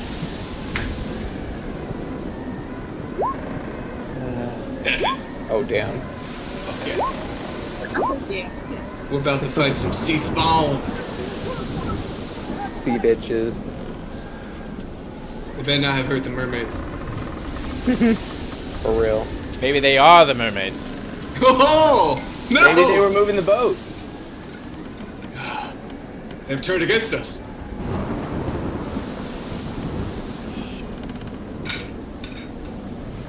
All right. Down. Alright. Everyone roll? Yep. All right, 25 Bless to you. 20. Thank you. 22. Alenia, wow. I know. Barely back on board, but I'm ready to go. Hell yeah. Yeah. Fuck yeah. Okay. 20 to 15. Nobody. Okay. 15 to 10. 14 for me. What was that? 14. Okay. 10 to 5. I got a 9. I got a 7. Okay.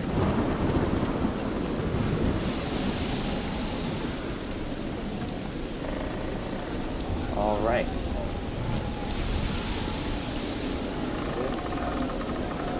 Let's fucking go.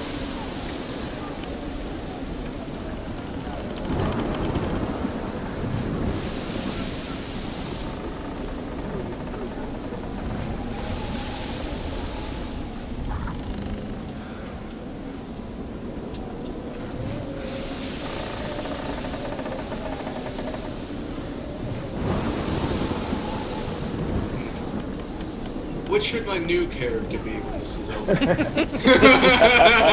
right. I think your new character should be a ship.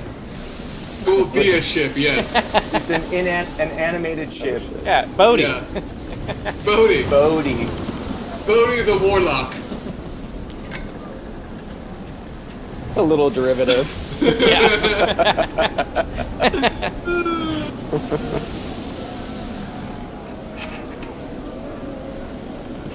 What's your name, character? Bodhi. Bowden turns, no eyes in his head, but he's still like looking right at you like, If he could roll his eyes, he would. huh? Yeah. I just imagine this floating boat character that floats everywhere without any water. Just Yeah. He a sails couple on eyes land and on the sea. mast. Yeah. All right. What's up, guys? What are we doing today? So,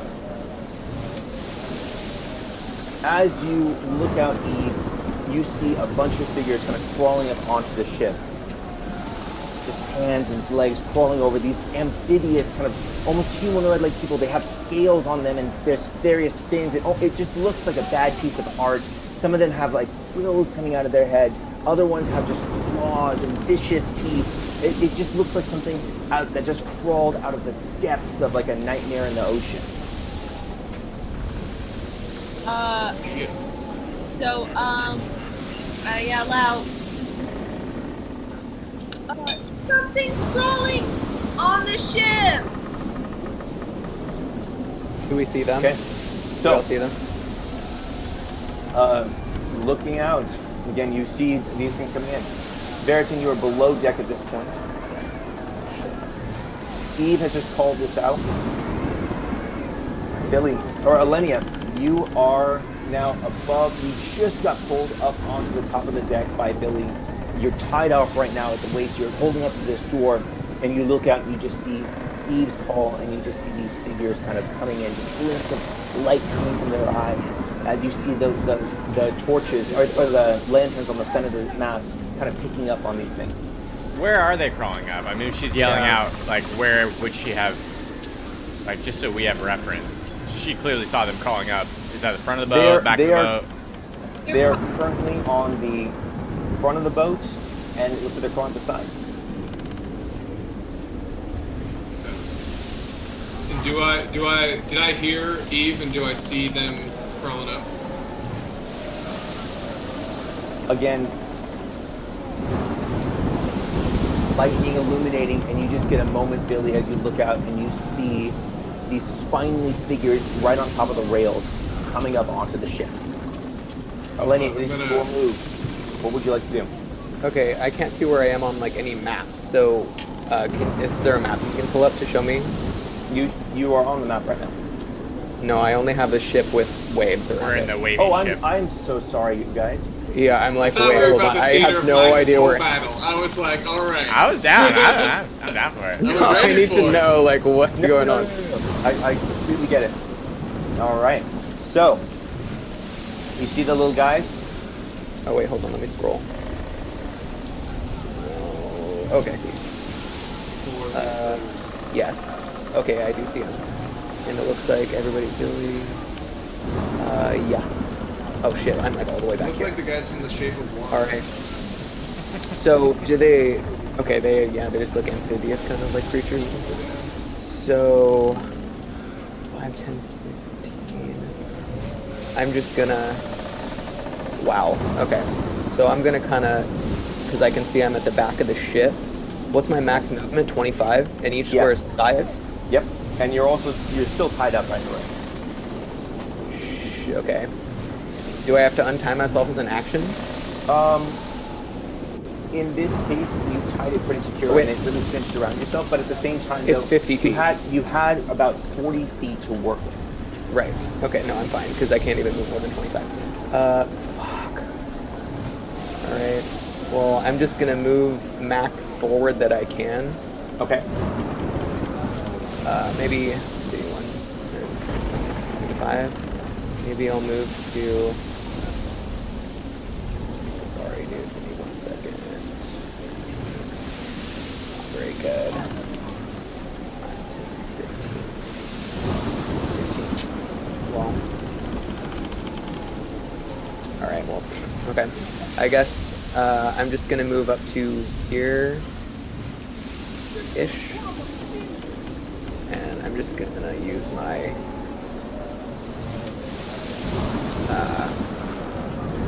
was it a crossbow? Okay. Or no, I'm gonna use Sacred Flame on the one right here. Where are you moving to? Somewhere like I can't see the squares exactly, but somewhere here. Okay. Just so that I'm kind of like Sure. in front of everybody. Oh fuck. Okay. You manage to just kind of dash. You're still like held on with this rope as you just run immediately down the steps. It's a little slower than usual for you, but again, you manage to get there, and you just see this snarl, it's just dripping with like saliva and everything else at you. And you cast Sacred Flame? Yeah. Okay. Go ahead and roll for it. Shit, sorry, I thought I put that right.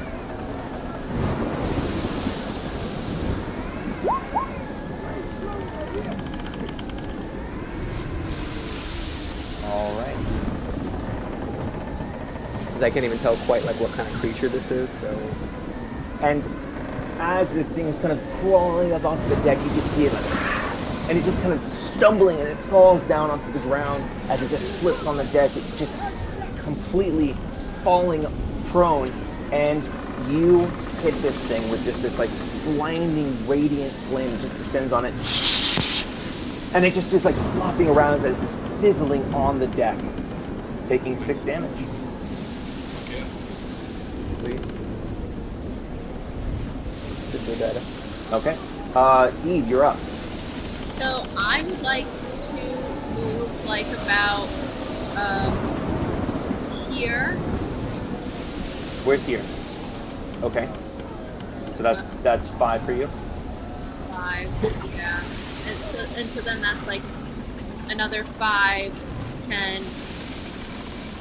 He's like 10 feet away from me, right?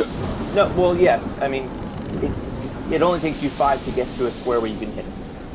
So any of these squares around him, it's within range of you. Okay. So I want to stay where I am right there. Okay. Thunder wave to hit him. Okay. Oh. Okay. Hold on, let me just see. I was gonna just cast it, but I realized you might have put it in my core. And do you have that spell prepared? Yeah, I had that one prepared before I got on the ship. And where are you casting it?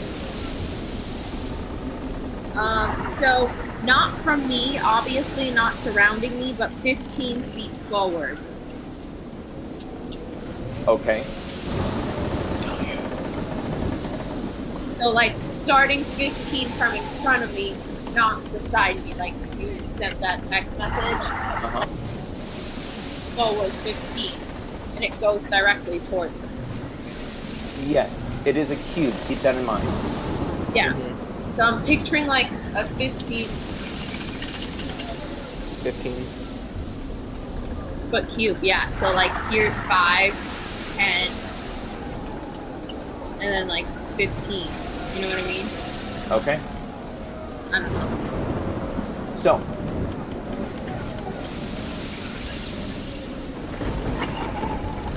Eve, as you do this, you end up casting this spell. And how do you cast this spell?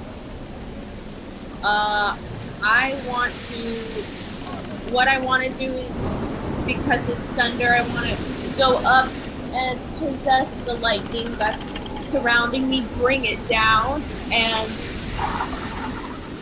thunder it towards him. And So- when I go up for the thunder, I want to kind of like not elevate, but like kind of be lifted off the ground a little bit, and then release it towards him. So, Eve, as you are visualizing this thunder being something like lightning, which it is not, you still manage to jump into the air, and as the thunder, this booming sound kind of crackles, you do almost see Eve just almost channeling this energy of this sound, this shockwave, and just blasting it together and smashing it, and it almost bursts outward from her again, creating an additional blast of lightning that just, or of thunder that just sweeps out in front of her and just totally hits this thing on the ground, and it's just once more taking a ton of just damage that it just wasn't expecting, and that takes 10 thunder damage.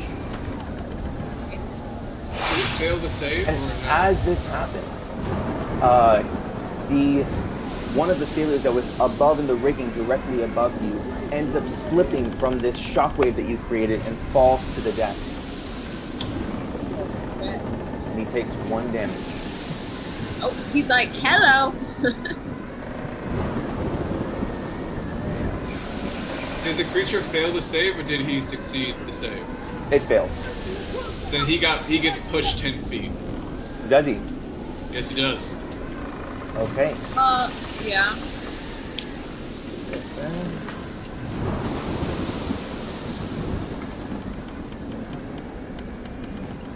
Right. So yeah, as it happens and it's on the ground, it ends up getting shoved, and that takes an additional 5 bludgeoning damage as it gets tangled up in the railing and just legs getting twisted up in the rails themselves. He just gets pummeled backwards, spinning across the deck into some barrels and going through them over here. All right. It is now Bowden's turn. What? Yes. Avelina, just have me hold the ship right now. Get down there and fight. Do whatever you can. And he's just going to grab a hold of the helm and just going to hold it steady as much as he can in place. Behind you, Billy, you just hear the dwarf. Hey, lads. I can do what I can to help, but we got to get everyone ready on the rigging. And he just kind of comes down, and he's going to make a crossbow attack.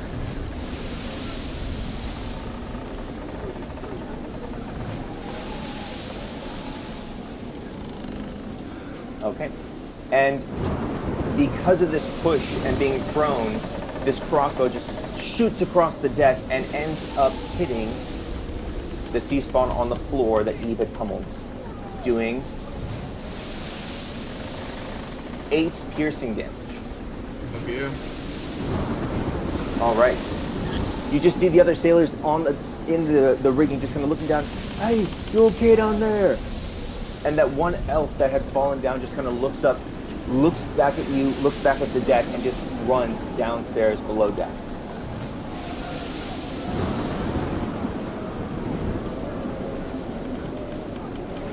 All right.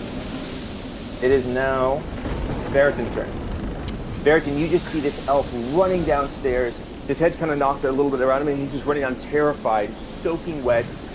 Got a little bit of blood coming down his head just from the fall. I'll make my way upstairs. They're here! They're here! And I'll just go All charging right. him. You come back upstairs.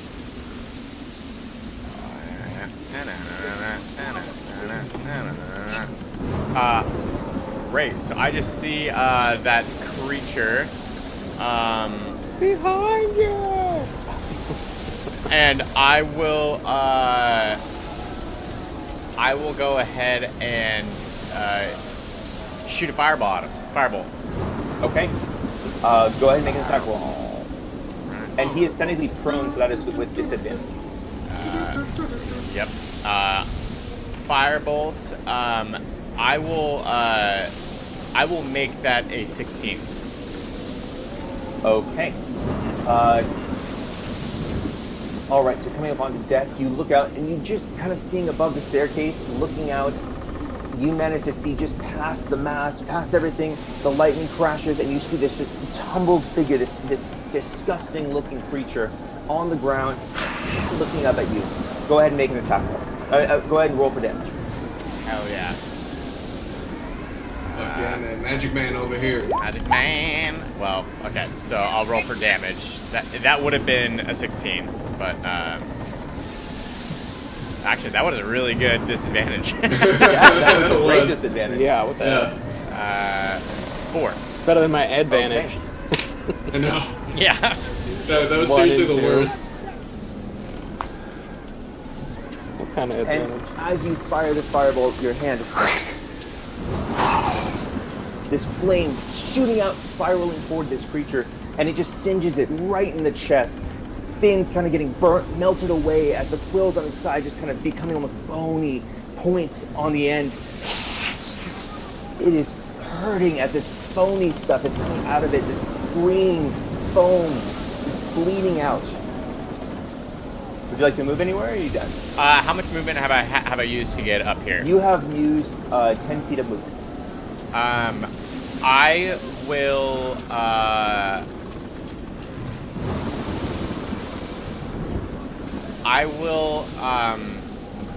move. Probably. Let's see. Am I like at the top of the stairs then? No, so there's a staircase to your right that goes up to the upper deck behind you. Yeah. And then you just came from the lower deck, so you're at the lower staircase coming up to the main deck. Great. I will. I'll hold. Okay. So you're holding in place. I'm holding in place.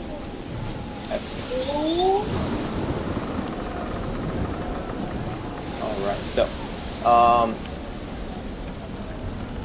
you just see Avelina leap over the railing onto this the crate down there and just start running again towards the middle of the deck. And she is going to run forward and seeing this thing on the ground. And she's going to make an attack with her short sword. Fuck yeah.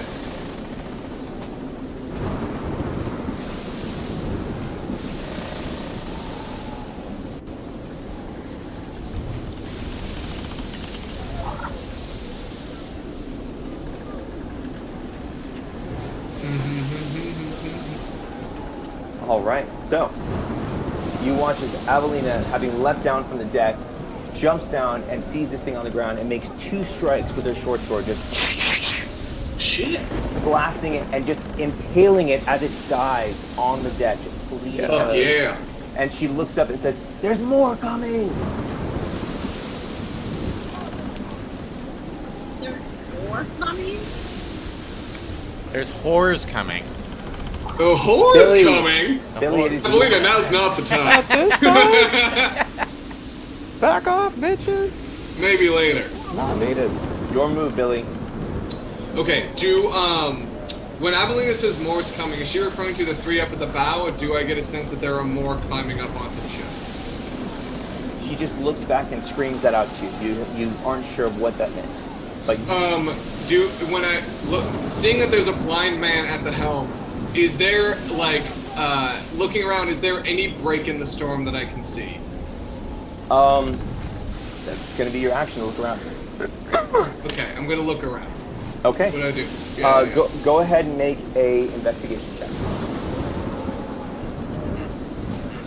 That's a 6. You don't see a break in the storm. It just seems like it kind of goes on a little bit. The lightning and thunder between the waves and everything else going on, it's just hard to get a reading on everything. The only thing that you do know right now is that a blind man is somehow not going to run into something in the middle of this ocean that you are in. The blind man is not gonna run into something? You are pretty far out at sea. There's miles of water between you and everything from what you can guess. Just a very basic general idea that looking out, it would be very hard to run into something unless something was there. Okay. For my bonus action, I am going to give inspiration. I'm going to shout inspiration to Alenia. Okay. And I'm going to say, I'm going to sing, we're blue. When we fight, they will die. Who we fight, they will die. Who we fight, they will die. Oh yeah, we're blue. And that's what I... This is no time! And it's always a time for inspiration! And you get a 1d6. Yay! Okay. And looking at you all watch again as the sea spawn crawl from up on the deck. Okay.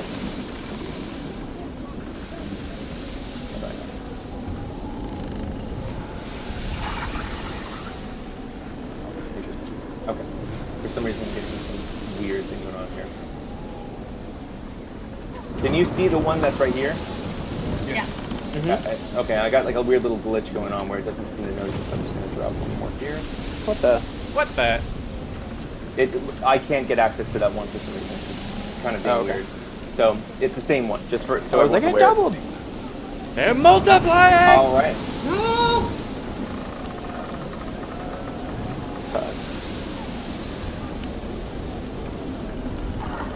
Alright, he's going to come down and he is going to make an attack. Seeing his wounded buddy down there, he's going to make an attack on Avelina. Oh, fuck. And you watch as it moves.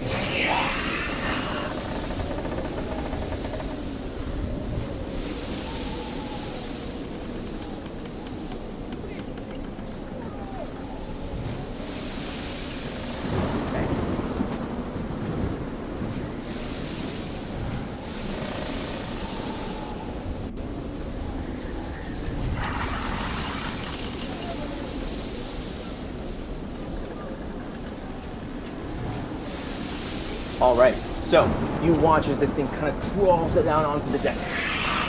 And it makes one strike. Misses. Avelina dodges it. Another strike. Cuts her across the face. A critical blow. It does 8 bludgeoning damage. And she just kind of knocks and stunned for a minute as a tentacle from behind its back comes forward and snaps back at her, trying to grapple her. Does 4 bludgeoning damage, but she manages to spin out of the way and escape it, taking a total of 12 damage. Wow.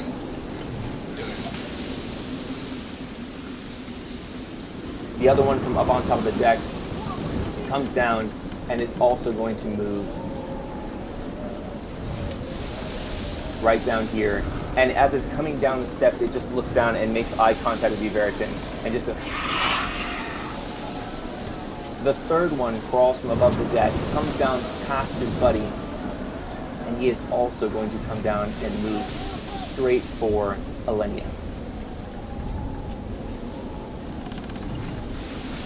And he's going to dash. And that uses a good move. Alright.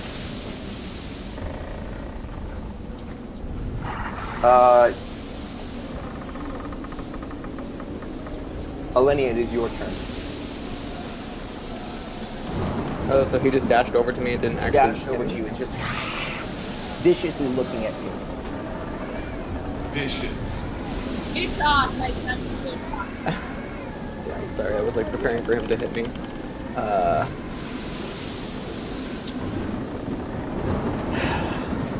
I'm going to...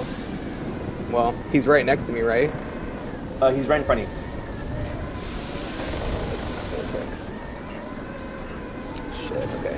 He's right in front of me, so I'm just going to, well, I'm gonna grab him and I'm gonna cast Inflict Wounds. And I'm also going to, I'm gonna yell heal and cast Oh, you healing cannot. word. I cannot? You can't do 2 spells. Oh, as you're an right. action It's a bonus. spell. No, okay, you're right. If it was a cantrip, yeah. Forgot about that. Okay, that's fine.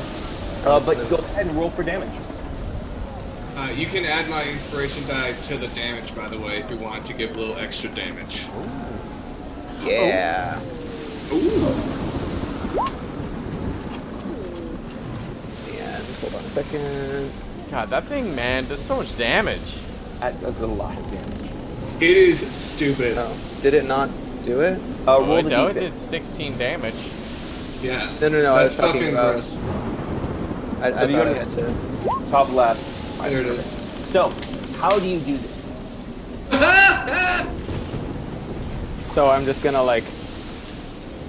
I'm gonna probably grab my symbol and then grab him by the neck, and then I'm just going to like have like a burst of maybe light like go over like his whole body, like just kind of like have him kind of ignite, but not like on fire. So as you look at him, you grab your amulet, and this kind of vengeful energy fills you for a moment as you just lash out and grab this creature by the throat. It's slimy, it's covered in this gross mucus, there's weird things coming out of it, and as you grip it, you just let this rage kind of flow through you for a moment, and this dark, necrotic energy kind of shoots out, almost like little bits of lightning, but at the same time just shadowy energy, and it just decimates through this creature's entire body as it's just as you just kill the life within it, and it takes 19 damage. But it's still alive. It is hurting. Okay. Yeah, baby. What if I also kick it in the dick? I know. Sadly, that was not your action. I know. Roll for dick Super kick. effective too. All right. Dick kick inspiration. Is there anything else that you're doing? I'm gonna say that after that happens, once I see that it's injured, I'm gonna kind of move around, kind of the other side of it, maybe towards Avelina a little Sure. So bit. do you want to like shuffle to here or here? I want to shuffle to like maybe here. I wasn't sure if I could actually be on top of this or if I had to be on the outside. So you can do that. It's gonna get an attack on you. Just letting you know. I'm gonna tell you guys once that opportunity attacks are still a thing, and then after that, I'm just gonna go for it. Opportunity attacks are a thing when they're on the ground, like dying? It's not on the ground dying. It's just you wounded it. It's still standing. Oh, I thought you said... Oh, I thought it was dead. No, Yeah. it took 19 damage. Okay. Well, then I'm not going to do that then. You can still move around it, but just you wouldn't be able to move away from it unless you go on an opportunity attack. Okay, well, so if I move to, like, say, the other side of it, then... Yeah. Okay. So you kind of Where- dance around it right here. Yeah, so as long as I don't move within, like, 5... Yeah, you Within kind of 5 are feet? shifting around it in place, but you've got your guard up still. Okay, that's fine. All right. Yeah. Eve, it is your move. So I want to move a little bit close. Oh, well, I guess. Yeah. Okay, so I want to move here. And hit this guy over here. That's in front of Avelina, right? Okay. And I want to do guiding bolt on him. Okay. So you want to just come right in by Avelina. Yeah, let me see. Where are you? Okay. She's kind of right in your way a little bit right now, just letting you know. Yeah, so I want to like come up to her so like she can see me, so I can like move her. Do you want to move here or do you want to move here? The Um, ranged attack, just letting you know. fine. I'll go there. We're gonna say Avelina's in the way. She's not. I'm just letting you know. Okay. Yeah, no, because if she's in the, I figured I could let her know that she's in the way and maybe she'll step aside or jump. If you call it out, go for it. Okay. So, then move me a little bit closer, and I'll say, Avelina, duck, or get out of the way. All right. Go ahead and roll for attack. That spells. Roll for damage. Damn. Damn! Fuck, that does so much damage. I know. Oh, you did get 2 crits. As you come up behind Avelina, you just kind of reach out, Avelina, duck! And she just looks back and on instinct just kind of squeezes in. Everything just moves super quick, and you just pull out this crystal, and just this light forms within it, and it just kind of shoots out this fiery white light, just this white flame that just bursts through and just goes, and just goes through the creature, out its backside. It is hurting, but it is still standing. Oh dear God. Okay, next one. All right. It is Bowden's turn, and Bowden is going to hold onto the helm. Billy!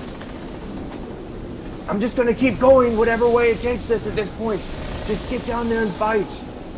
Just keep it steady, Bowden. All right. Olark is going to come in, and he's actually going to make it a shot against the one Eleni is attacking right now.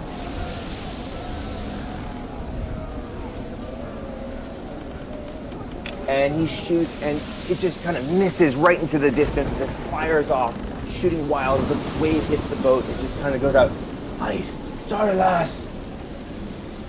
The other sailors on top are just looking down, all of them a little bit scared. Some of them are just shuffling back and forth, keeping their eyes peeled. More coming out the sides! All right, Veritan, it's your turn. I will, And just for some perspective, you're kind of on like you're just above the staircase, like kind of like right on it. So the other guy's up like this. So you guys are about like kind of 5 feet up above you is where he is looking down at you. Got it. So I can get past him without taking opportunity then. Because of the elevation, I would say. Yep. Okay, cool. I will actually, how much of him do I see? It's still railing kind of coming down, but you do see kind of a little bit of his legs coming through the railing, and you see that like he's decently tall, he's humanoid size, and he's just kind of looking down over it at everything else, at the lightning striking and such. Got it. I will, mid-torso up pretty much is clear.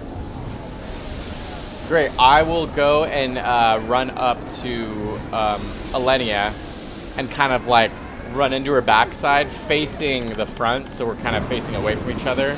And sure. I'm just going to yell at her like, watch your back! And I will fire a shot at that creature on the staircase of chromatic orb.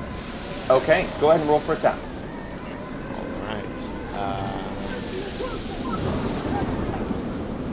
Alright. Stand by. Yoink. Yeah. All right. Roll for damage.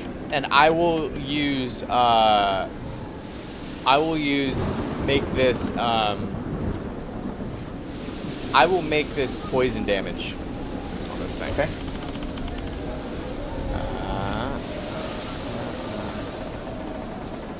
9. Got it. All right.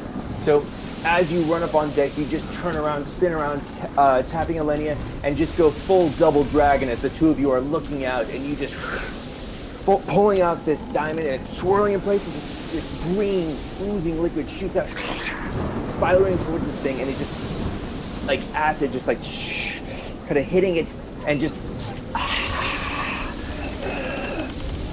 taking 9 poison damage. Which one did you hit, Veritan? This guy? This guy right here, yeah. Okay. We all do it. Yeah. All right. It is now Avelina's turn.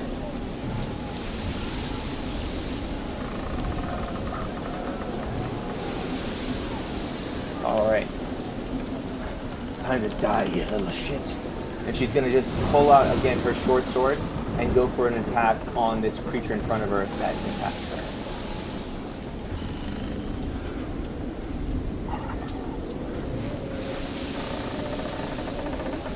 And once again, with Avelina's short sword just coming in,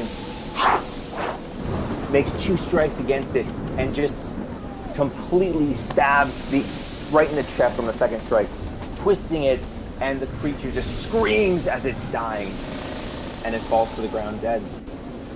Yeah, she's a badass. She's a fucking badass. You can tell by that cloak. It's true. All right. She's a leap on the wind. Billy, it is your turn. Okay, I'm gonna run right up to this guy right here. Right here. I'm gonna run right there. And I'm gonna yell, Alenia Ferriton! Step to the side! And I'm going to unleash a breath weapon to get both of these guys right here. Okay. Can I yell that? If I yell that, will they step? I mean, as a reaction, I would say that they could kind of move a little bit. Maybe I'd allow you to do 1 step, but it's a cone attack that you're doing right now. It's a line. It's a straight line attack. Yeah, it's a cone. It's a You're line. keeping your breath weapon, aren't you? Yeah, it's a 5 by 30. Oh, I see what you're saying. Okay, never mind. I'm not gonna do that. It's not a cone. It's a straight line. But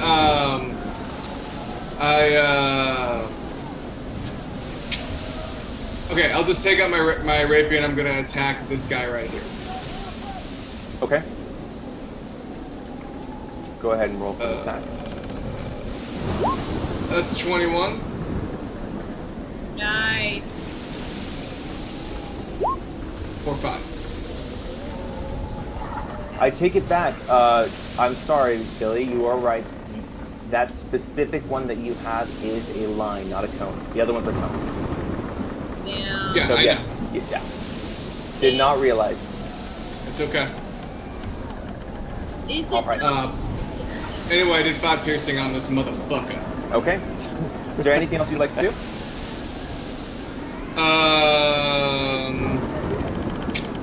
Yeah, I'm gonna take out my for my bonus action. I want to take out my dagger and try to go for an offhand attack. Okay. Did you already have your rapier out at this point? We'll say that you kind of. I did, yeah. Okay. Go for it. Nice. 20 Roll for damage. or 1. Oh, Hell yeah. Hey, Yeah. it counts. And All right. Oh, wait, actually, that's hold on. I forgot to add my dexterity. You That would don't be right 3. now. Okay. Add your dexterity to what? To the dagger. You I forgot would to. not get that right now. I wouldn't get my proficiency bonus, but do I also not get my dexterity bonus? Same thing. You actually get your proficiency bonus on the dagger. It's the reverse. You do not get the damage modifier on the dagger. Okay, then I'll roll the 1. So again, But it's a Billy, big coming in- one. But it's Oh, a big it was a- fucking one. It was a pretty one. Once again, Billy, you coming down the steps, rapier in hand, piercing it through, and then for the first time against someone other than George, taking out your dagger and managing to get a nice cut right across the side of its cheek, a neck coming down as it looks at you. Still takes 6 piercing damage, and it is hurting right now. It's bleeding out. All right. Yeah, that's my turn. Okay. So, right, Billy, the one that you just hit is now going to turn to you angrily and just try and make an attack. Fuck yeah, come at me.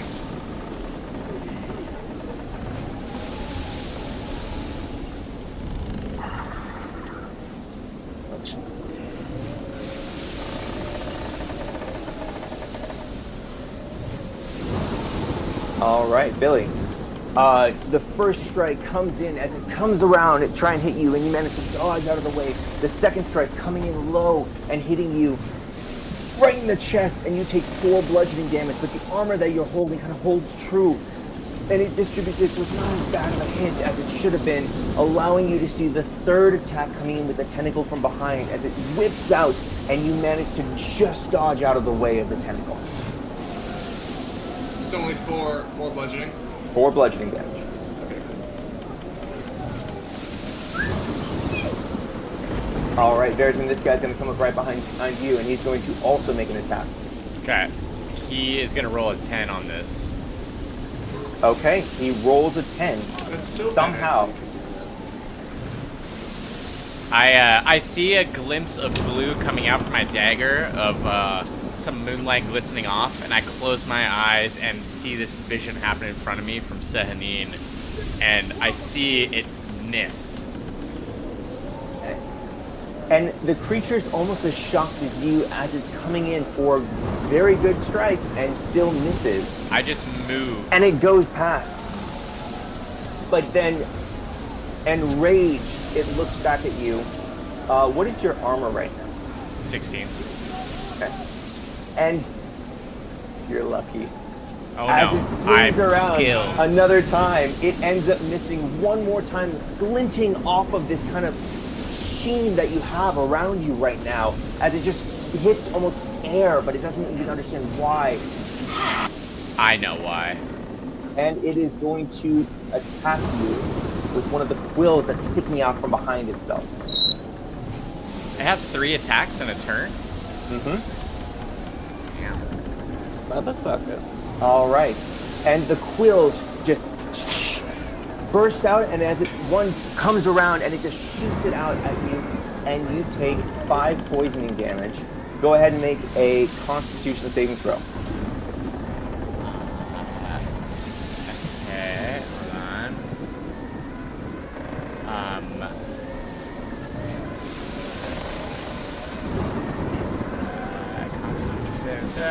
Bam. 18. Ooh. And despite the fact that it feels like it should be hitting you, it's just missing this entire time. It gets you with the poison, but you just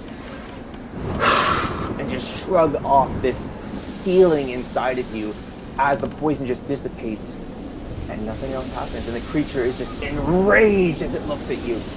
I take 5 though? You do take 5 poison damage. All right. And as this is happening,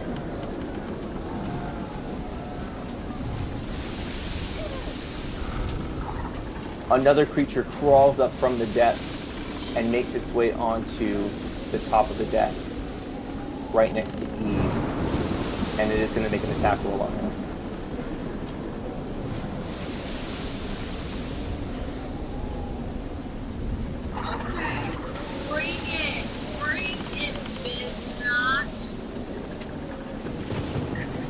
All right, Eve, the first strike coming in, this creature you didn't see coming at you, and it strikes, hitting you in the side, and makes another attack, coming up once more, hitting you on the other side. You take 10 bludgeoning damage for the 2 blows, and a tentacle comes out, and it also hits you for 4 bludgeoning damage at 14 damage.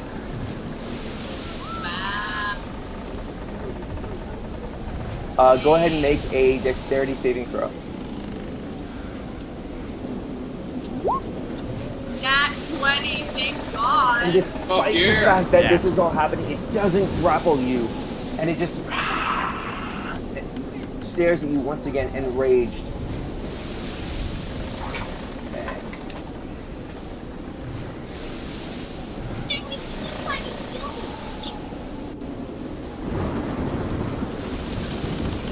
Again, one more crawls up It's gonna keep coming.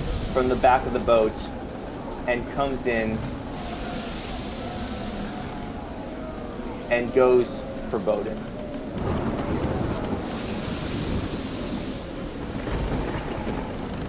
Let's see it. Shit.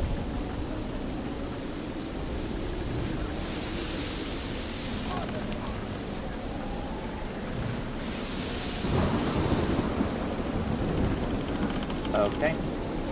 So you all see just this creature crawling across the deck as it's going for Bowden. And it misses with its first attack, hits with its second attack. Bowden falls, and it lashes out with its tentacle, smacking him with it and grappling him. Bowden is now released from the helm and is now grappled by the tentacles on this creature.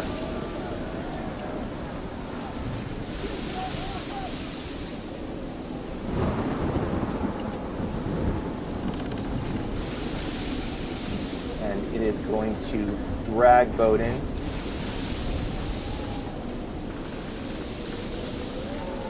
Over to the back of the boat. All right. That ends their turn. Alenia, it is your turn. Okay. Fuck. Do I see...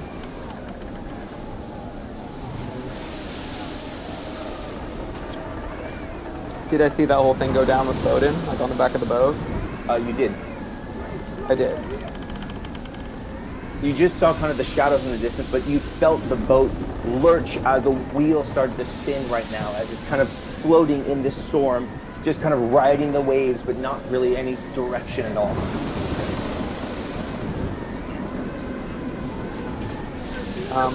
Okay.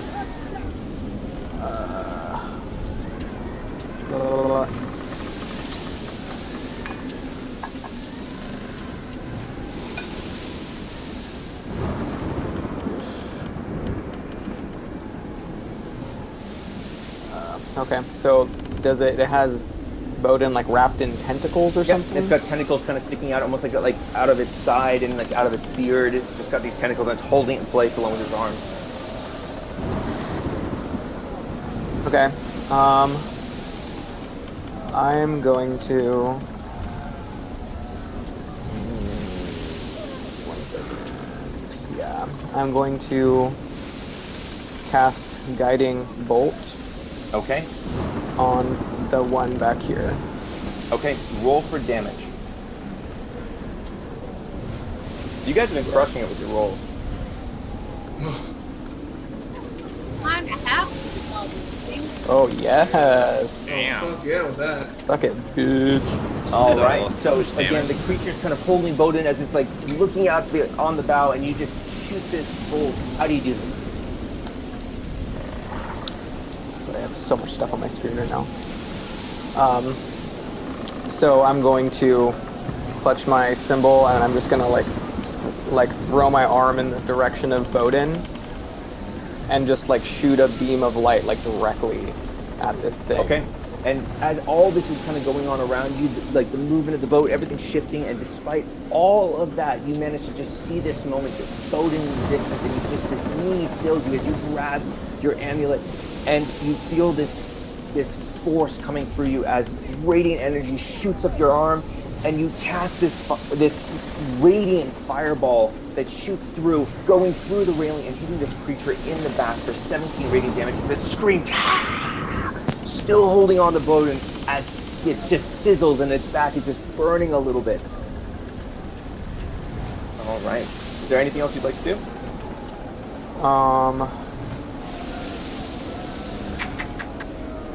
I'm gonna kind of just maneuver maybe to like I don't know, the other side of this thing. Like if Like I here? maneuver, yeah, that's Yeah. still within 5 feet of it, right? So it's not. Sure. I just kind of am dancing around it to kind of get Okay. between the back. You just kind of move past this thing as you're kind of getting ready and looking out in the distance at Bowden. All Yeah. right. Eve, it is your turn. So, with the guy in front of me, hold on, actually. Yeah, I want to, hit him with my scimitar, Okay. the guy that just attacked me. Got it. And then after, yeah, I'll do that first, and then I want to do an action. All right. Roll for damage. Great. So you draw your scimitar, turn into this creature, and just pull it out, and in the same strike, slash it across the chest for 4 slashing damage. And then, as a bonus action, I want to do healing word on myself. Great. Roll for that. Okay.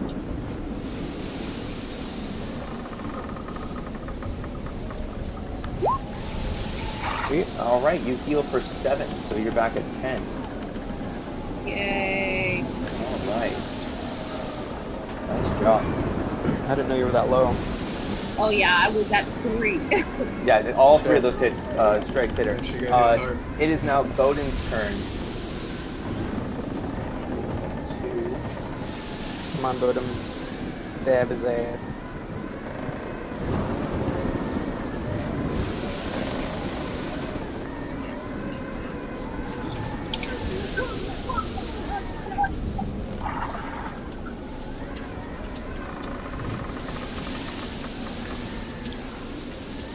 Bowden tries to break free, not getting a clear visual on the target and what he can kind of grab a hold on. And he almost does, but the creature's tentacles wrap around him again and once more manage to hold on to him.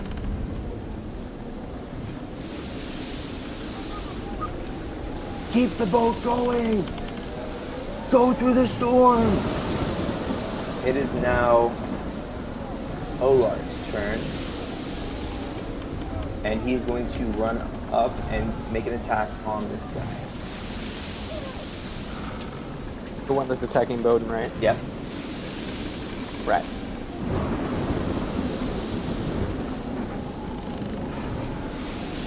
And he goes for a crossbow attack, but he's just shaking in nervousness, and he just shoots out and goes wild.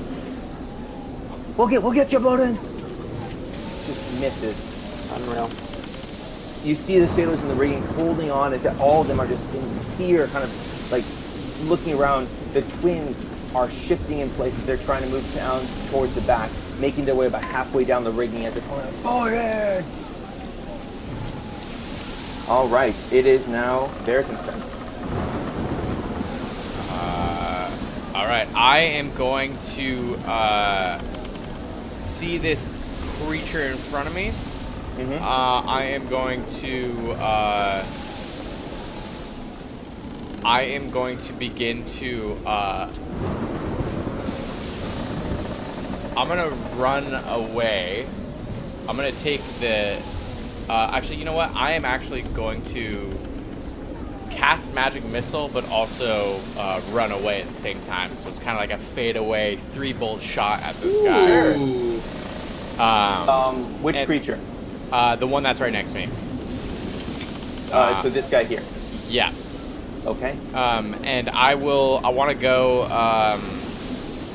I want to get over here. To here? Yep.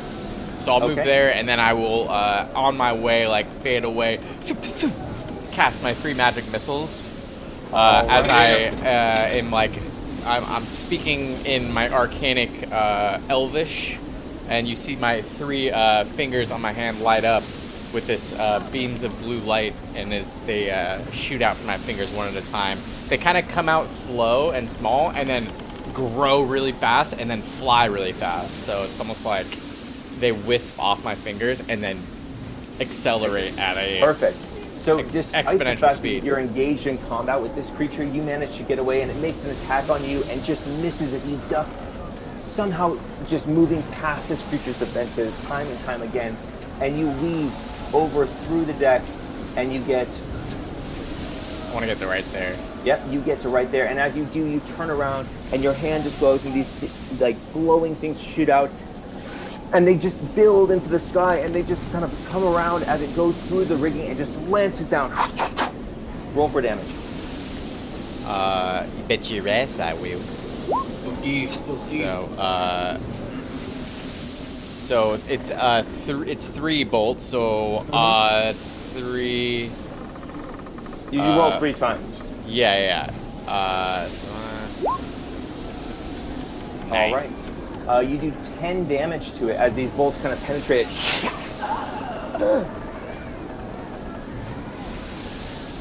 Excellent. All right. It is now Avelina's turn.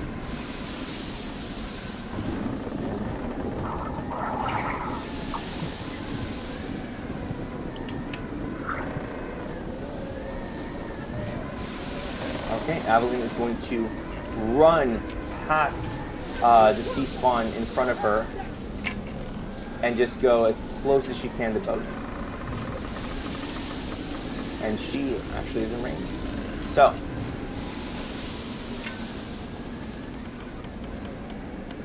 oof.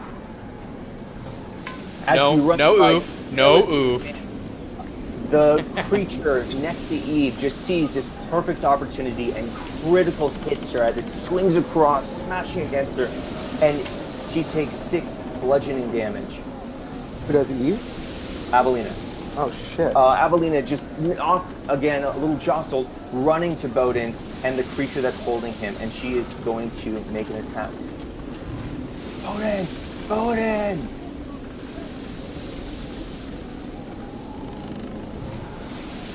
And She misses with the first, trying not to stab Bowden, but ends up skewering it with the second one for 8 piercing damage. Creature screams, but it's still holding on to Bowden. All right, Billy, it is your turn. If I move around to flank this guy from Millennia, will I get advantage on my attack? I would allow it. Okay, cool. So I'm gonna kind of, as I'm doing this, I'm gonna cast as a bonus action Healing Word on myself. Okay. For 5 bits of healing. 13, right? That would bring me up. I was at 8, so that'd be 13. Okay. And then yeah, I'm gonna put myself right here, and I'm gonna go for another rapier attack. All right. Oh, actually, fuck that. No, screw that. I'm not gonna do that. I'm gonna now that everyone's clear, I'm gonna use my breath weapon to get both these guys. Oh, perfect. Yeah. Tell me how you're doing this. As I'm healing myself, the energy that that pierces through me, after it heals my wounds slightly, I'm gonna bring it up forward into this burst of lightning to just fry these motherfuckers in front of me. So this note kind of fills the air as you kind of brush against your lute for a moment, and this tone echoes through you as you end up kind of harnessing this tone.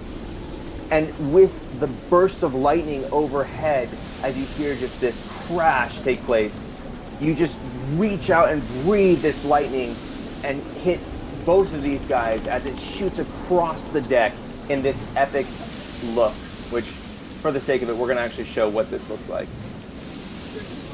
All right.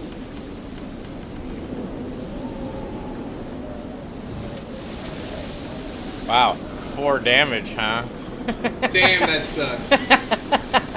Damn. But for We that got a moment, hot shot over here. It looked brilliant as it struck the Nice. That's what it looks like, to the though. skyline. Yeah. This epic shot, and it's the stuff that they tell stories of, but it's only 4 damage. Hey, that's 4. Or to Remember when you cast that epic spell and then Just gave him a bruise. Oh, just right. gave So, him. shit? Despite the fact that it was 4 damage, it hit both of them as they were, and they take all of it, failing their saving throws. Take damage, you know. Hey, every little bit, man. And Every Billy, They little both bit. took it too. standing in front of you, is just breathing as it's just holding on with this hole kind of singed through it, and it's just looking at you. Okay. And that is what I do. Okay. It is. It looks back at you and it's going to go for an attack.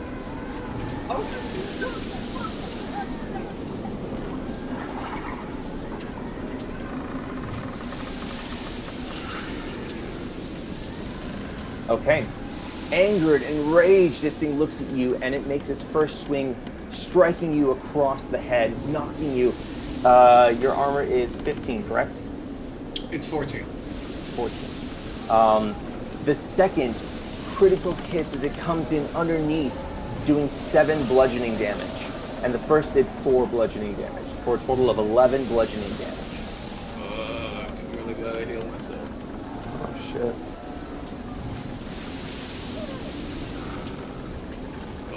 And the tentacles come out, and it goes to attack you, but you manage to just duck out of the way at the last second and avoid the third attack.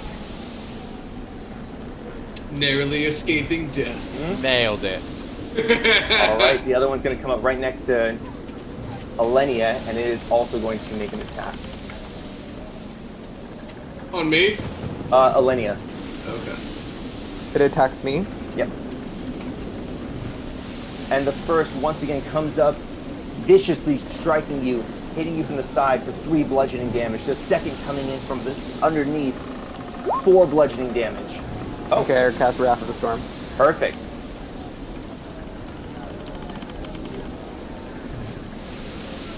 Excellent. So we'll do that on the first attack. Nice. Fuck yeah. All right, it fails it. Roll for damage. Fuck yeah. Wow, that's pretty tight. Wait, how do I roll from this? That thing? is awesome. Go ahead and just roll 2d8 on the left side of the screen. No, I take it back. I think I built you something. It should be in the top of your menu in your attack. It'll say Wrath of the Storm. That's what I clicked on though. No, you clicked in your spell for it. Go ahead and click. It should be in like where your scimitar is and other things like that. It'll say Wrath of the Storm. Where my scimitar is. So, Weapons are. where you would roll for your scimitar damage and your attacks and spellcasting on the first page in your core. Oh, I see that, but So you what? click Wrath of the Storm there. Right above Levitate. On the main page. Oh, I see it. It's because it's. Excellent. So next time you cast it, go ahead and you can just cast it as that. Yeah, I clicked on it on the lower part. All right. So Eh. it makes that first strike, and as it hits you, this. How do you do this? How does this happen? So I would say I anticipate it hitting me, and as it hits me, then I like shoot like a bright light out of my body, almost like a bolt of lightning, but like out from me. Awesome. So as it comes in for that hit, it ends up contacting you, and almost like it's like energizing the polarity. You just kind of like create this like electrical surge around you, and it just shoots up its arm as if it just stuck its hand in a power outlet. Just Yeah. and it takes 6 lightning damage. As it comes around again, having been jarred, it does another.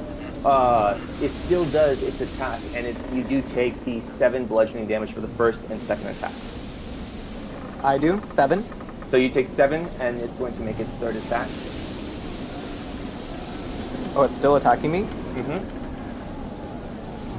Okay. Right. And the poison quills come out from behind it, and it goes. As the quills come in, and it just shoots it down at you, you take 6 poison damage. Go ahead and make a Constitution saving throw.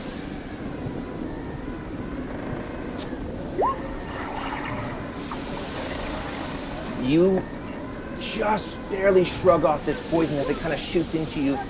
And rage, the lightning kind of coursing through you, just burning away that poison as you look at it, and it's just viciously looking at you. So I can't cast Wrath of the Storm again, right? On this person? 'Cause It's one different? reaction, so you can get it once per turn. Okay. Just making sure because it's a different character that's also attacking me, right? No, it's the same one. They're doing 3 strikes each. Okay. It's still only Alright. one reaction per turn as well. Yes. Right, I'm round, just making actually. sure. Yeah, so you only get 1 basically, but yeah. So then what did it do the second time? So the first time it was I got 3 the first bludgeoning, time. second time was 4 bludgeoning, so that was 7, and the third time was 6 poison damage. But you managed to shrug off the poison, resist the effect. So Okay, you so took the 6... 13. Wait, what? Well, 13 total, so you have 7 and then 6. Okay, I don't even know what I took off now. I think you took off 7, so you take off 6, so you have 3 So I left. still am taking off 6, that second Yep. one. Or whatever. Okay. Great.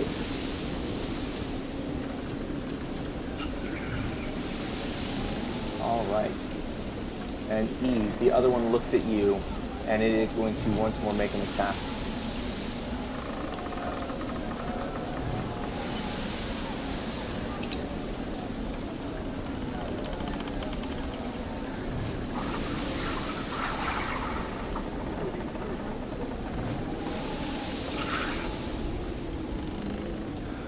Okay.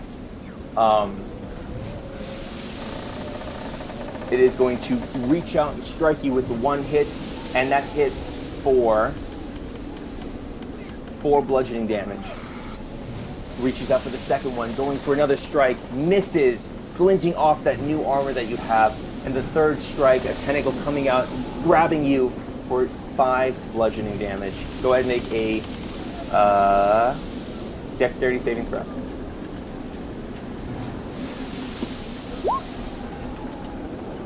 And you are grappled, and it is holding on to you. I have 1 left.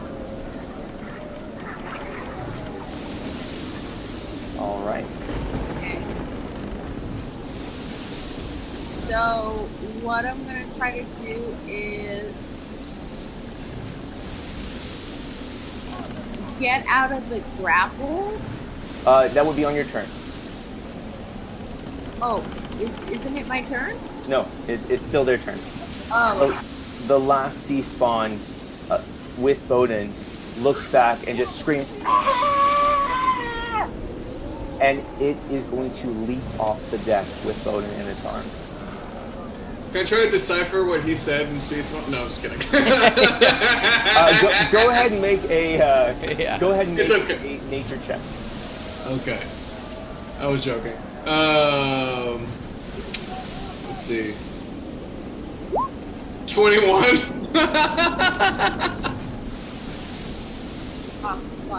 Avelina goes for an opportunity attack, trying to just kill this creature as it shouts out in a language that, Billy, you don't know, but you get the idea that it's saying, "Leave." And it leaps off with Bowden in its arms into the water. Oh no, a blind captain. Wait, so Avelina doesn't get him? Avelina gets her opportunity attack. And she just screams, "Bowden!" This guy just had the worst monster. Alenia, it is your turn. Oh my god. Okay. Alright. So, where the hell am I? 1, 2, 3, 4, 5. Wait, no, 5, 10, 15, 20. Can I, like, I can't even move far enough to, like, jump off the back of the boat, can I? 25 would get you to the end of the boat. So I don't have enough movement to actually, like, jump off the boat? Not You unless could you dash. dash, but then you're gonna get an opportunity attack. So you can disengage and not get it, or you'll be subject to an opportunity attack by 2 of them.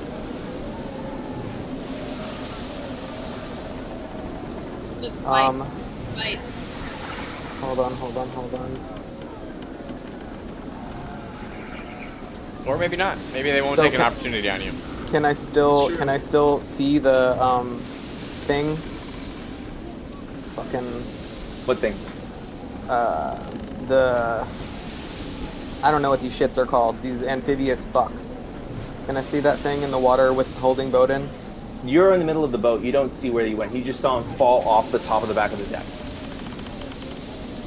Okay.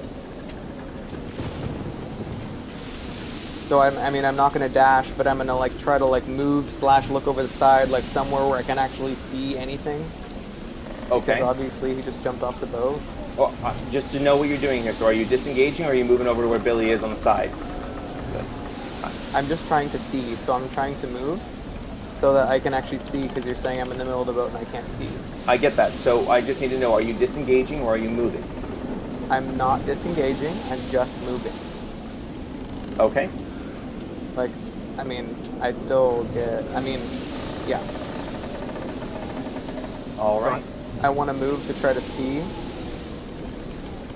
He's in the back of the boat. Go ahead and make a perception check if you move right here with disadvantage. Make a perception check? With disadvantage, because you're still not quite in the back of the boat.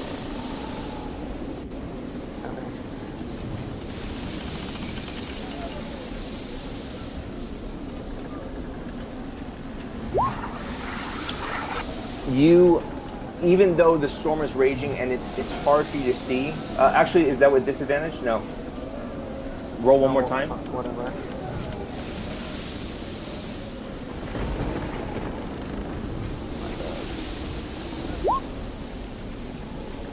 All right. It's dark. You kind of see some water splashing in the distance and stuff. It looks like you see something kind of in the water, but it's dark. You can't really see out that far. As the waves are coming up, the lightning flashes. You just see kind of a couple shadows in the water behind the boat.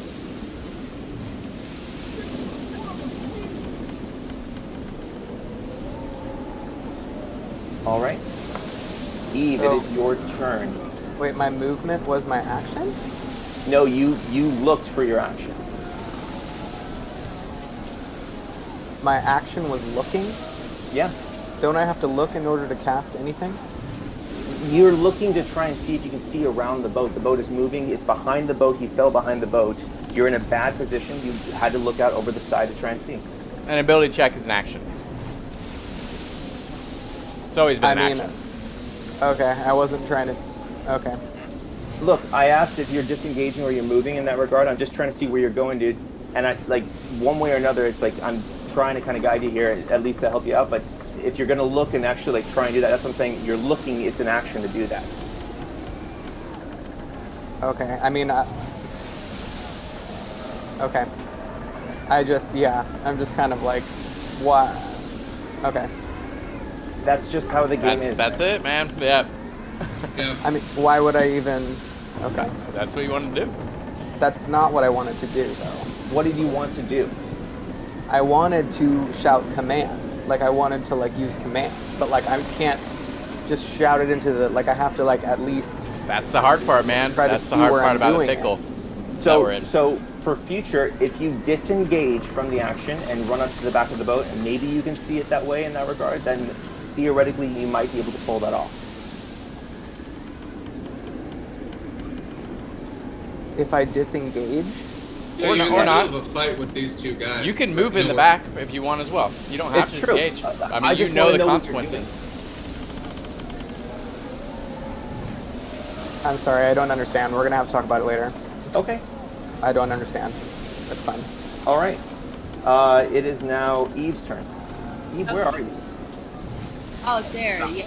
I was wondering where the dude was. I don't know how I moved there, how I got on top of him. So But, he's holding on to you. You're being grappled. oh, okay. So I would like to try to get out of the grip. Okay.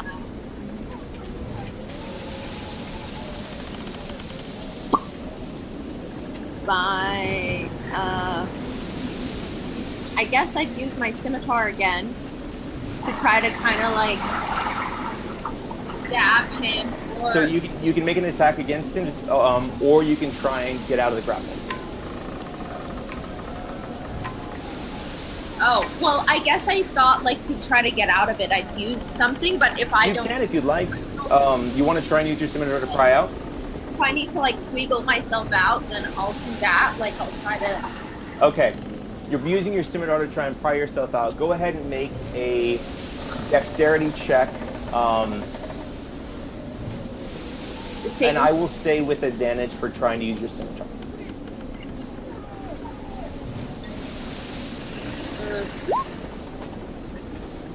Nice. Okay.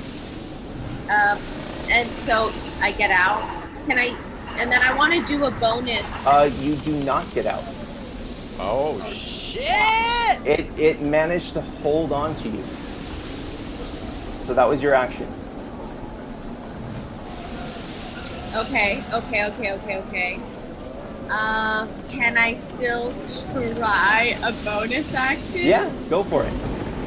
I don't know. This is smart to do. Help him do it. Into here, I'll just. Can I do this? Okay, yes, you can. And it's a ranged attack, so you're making it with disadvantage on it, unless you're shooting at something else. No, I'm trying. Now I was going to shoot at something as my second option, but since my scimitar didn't get it, now I'm going to just focus on getting out of the grapple using the arch. Okay, so you tried to break free from the grapple the first time. That's kind of your move. It's not a bonus action kind of thing to do that. You can make an attack roll with this if you'd like to, and we can talk about how that would work. You only get one action to try and escape the grapple. The bonus action is just you get some. If you have a bonus action, you can use it, but at the same time, though, you've already tried to get out of the grapple. So I can't use my bonus action to do the same action. Exactly. But Yeah, that's the shit about grapple. If you have to action it on grapple. yes, it's shitty. Yeah. But on that note, if you want to still do that, you absolutely can, but that isn't up to you.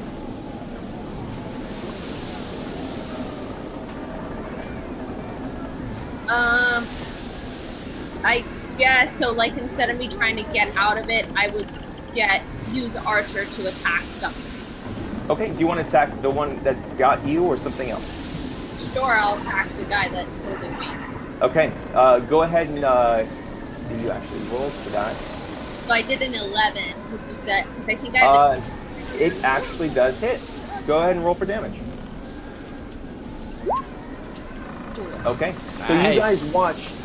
Eve, describe what happens as you do this. Okay, so, okay, let me tell you what happens. Hold on.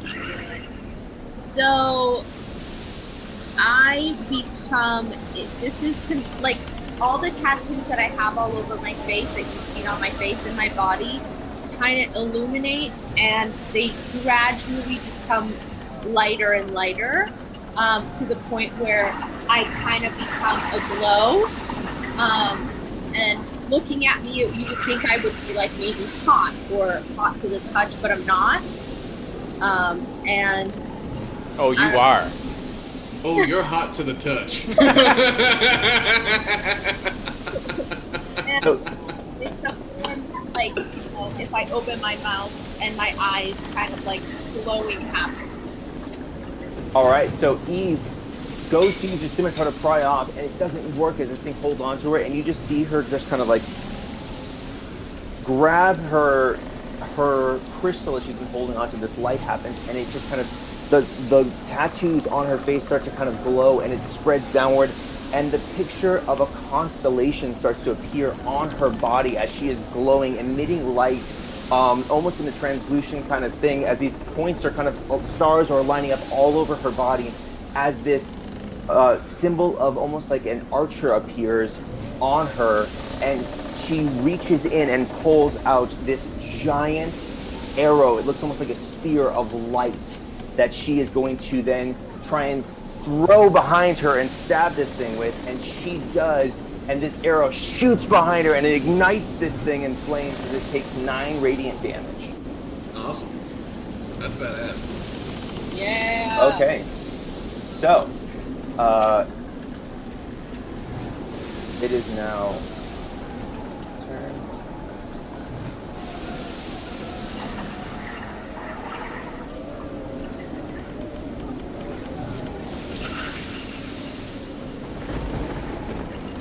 The fact that he's still not dead. All right. I know. You guys are tough, man. All right. Olark is going to make an attack. Oh, Lark. He's going to shoot at the one in front of. He's going to actually shoot at the one in front of Alenia.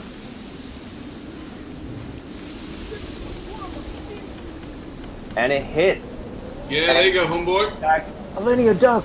And he's just hand shaking. It shoots across, hits him in the face, and the creature falls dead to the ground. Holy moly. Holy shit! Oh, that's awesome. He Taking does 340 5 damage. Oh, Lark! we have no idea. My God! Olark! I'm a level 20 archer, bitch. Hold on 1 second, gentlemen. I need to just take a little break. Oh, a little pee Oh, pee break. Pee This break. took too long.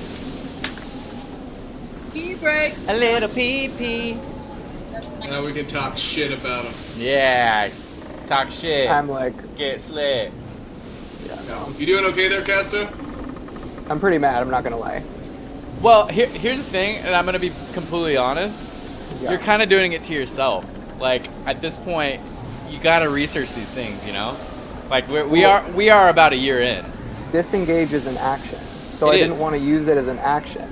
So you don't I have just wanted to. to move, huh? So you don't have to. You can just move away, but you have to also know that there is consequences if you just move away. They can both have opportunity attacks on you. So like a disengage, it makes it so they don't do that to you. But now you have to use an action to do that. That's, I mean, yeah, it's a pickle you're in, but that's also the pickle you're in. You know, it's like, Yeah, this is a shit situation. I'm honestly still confused because I'm like, I don't understand how I could have done it. You couldn't have done both, unless It's you okay. went for So the there potential was of no taking possible damage. way. Well, Right. there is if you just moved without, but you also could have taken a lot of damage, or you could have gotten to a place for this next round to then do what you want to do. Like that's you can't do everything in one round. That's It's fine. I don't want to like go like into it like in the middle of the game, but yeah. it fucked me up really bad. It's I mean, yeah. in all fairness, too, like it's a tough situation like you're in because you also only have 3 health left. So Exactly. So do you think if you I try to didn't move want away to use the without bonus disengaging, then if they did try and attack you, there's a very good chance that you might just end up falling anyway. Yeah. So that's where disengage comes in. Right. All right. Yeah. And on that note, so Orlok just made his attack, and at that moment, the twins finally make their way down the main mast.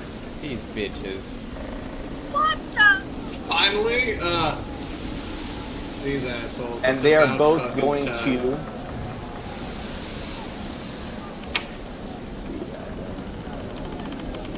All right. They are both going to try and pull Eve off of this guy. Yay! Yay! Yay!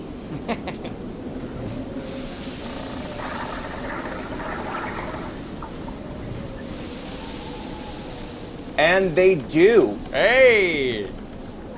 Fuck yeah! So both the twins, get the glowy one, get her, and they both reach in and just at the same time just pulling against this creature, the tentacles snapping against you, Eve, as they manage to pry it off of you and pull it away as it's just like snapping at you.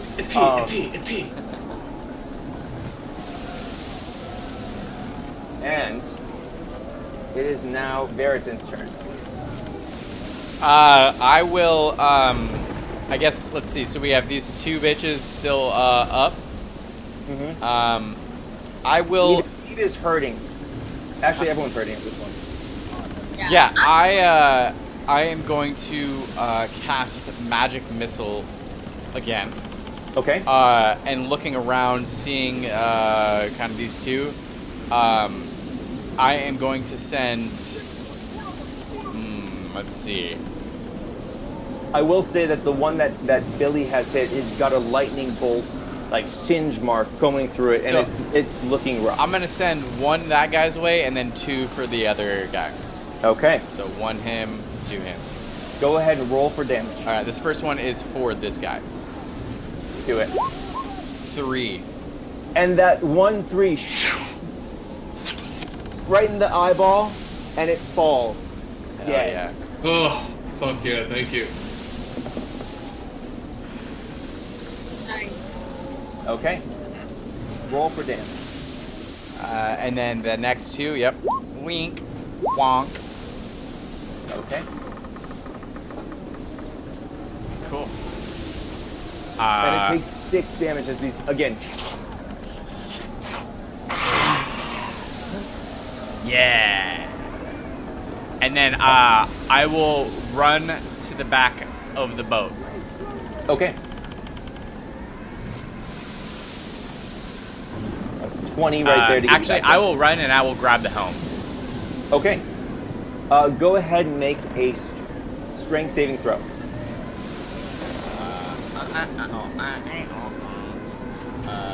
Strength save. Oh boy! All right. That is a critical fail. Yes, it is. He just boom, boom, boom, boom, boom, boom, Yeah. boom, as the And as you go to reach this thing, having no idea how ships function with all this stuff, you go to reach for it. And again, as Ryan said, and you take 3 bludgeoning damage as you try and attempt to grab this helm. Worth it. Does my body at least wedge in it where it stops? I would say that you might have rolled over it, and you're getting the falling prone. Remember Temple of Doom when the guy gets stuck in the things, and Indy's like the girl's yeah. like being held in there. So you're right now being kind of crushed by the helm as you're pinned. But As you long are- as it's not like- spinning. The boat lurches as it just kind of heaves and is holding I was true. like, I got as it! Veritas is full mermaid. Okay, and it is Avelina's turn. And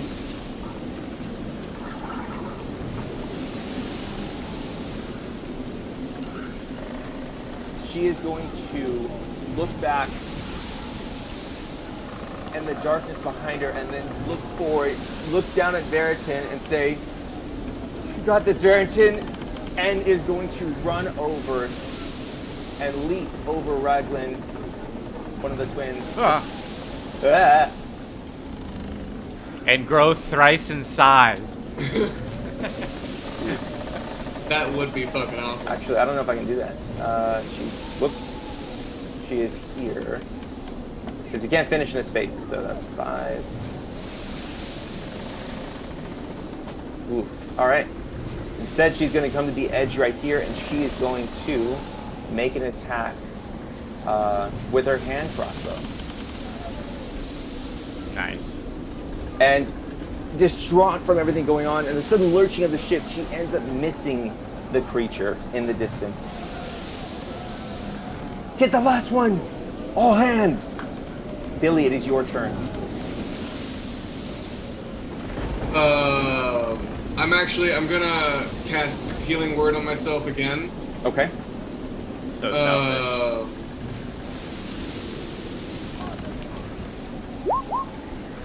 For 7. And then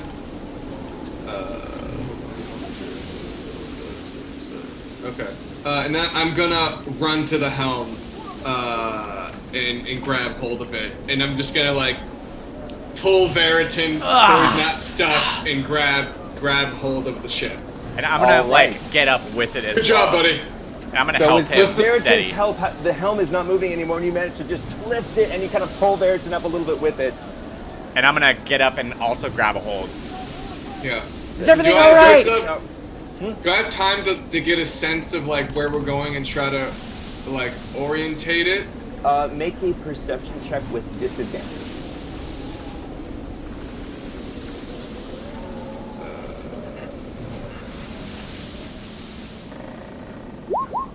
That's a 6. Looking around, you just the boat is right. You see the waves kind of coming in. You manage to just steer the ship in a direction that is not going to broadside it. Okay, cool. And as we're sitting there holding this, the helm, I'm just gonna say, Bowden went over the back. What do we do?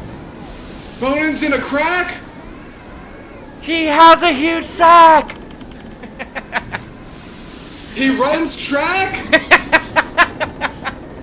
That way! And I'm gonna point. The last sea spawn on the deck is going to look around, and it is going to disengage and leap off into the water. What a little bit. Does it disappear or do we still see it? It is dove into the water, and it is swimming away. Eve, with the light you're seeing, you're just seeing kind of a shadow going down into the depths. So then I'm gonna run as I see that happen. I'm gonna run. Is the initiative over? As of right now, the initiative count is over. Okay, I'm gonna run to the back of the boat and just instantly start scanning the water. Do I see Bowden? I don't see him. Just the waves crashing, everything in the distance, but you just don't see anything floating above the water as the waves are kind of coming in and out. Okay. Wait, isn't there this one dude back here, guys? No, no. That was a glitch. I can't get rid of it on the screen. Oh. Yeah. Did you check all your layers? I bet it's on the map layer. Yeah, it's probably on a map layer. Yeah.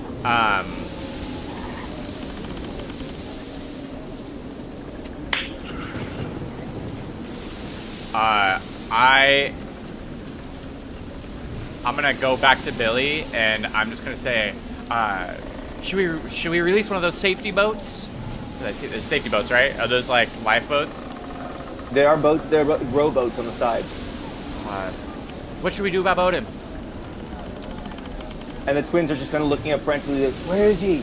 And you see the crew that are just holding on to the top, just like again, just like everyone's kind of unsure, and Avelina is just kind of crying a little bit in the corner and just looks over at you, and Billy, I'll just and keep yelling at Billy. Billy, what do we do? Did you see him? Did you see him in the water? He fell over the back. But did you see him? Could you see him? I didn't see anything. It's too choppy out there. I'm gonna take a moment to think.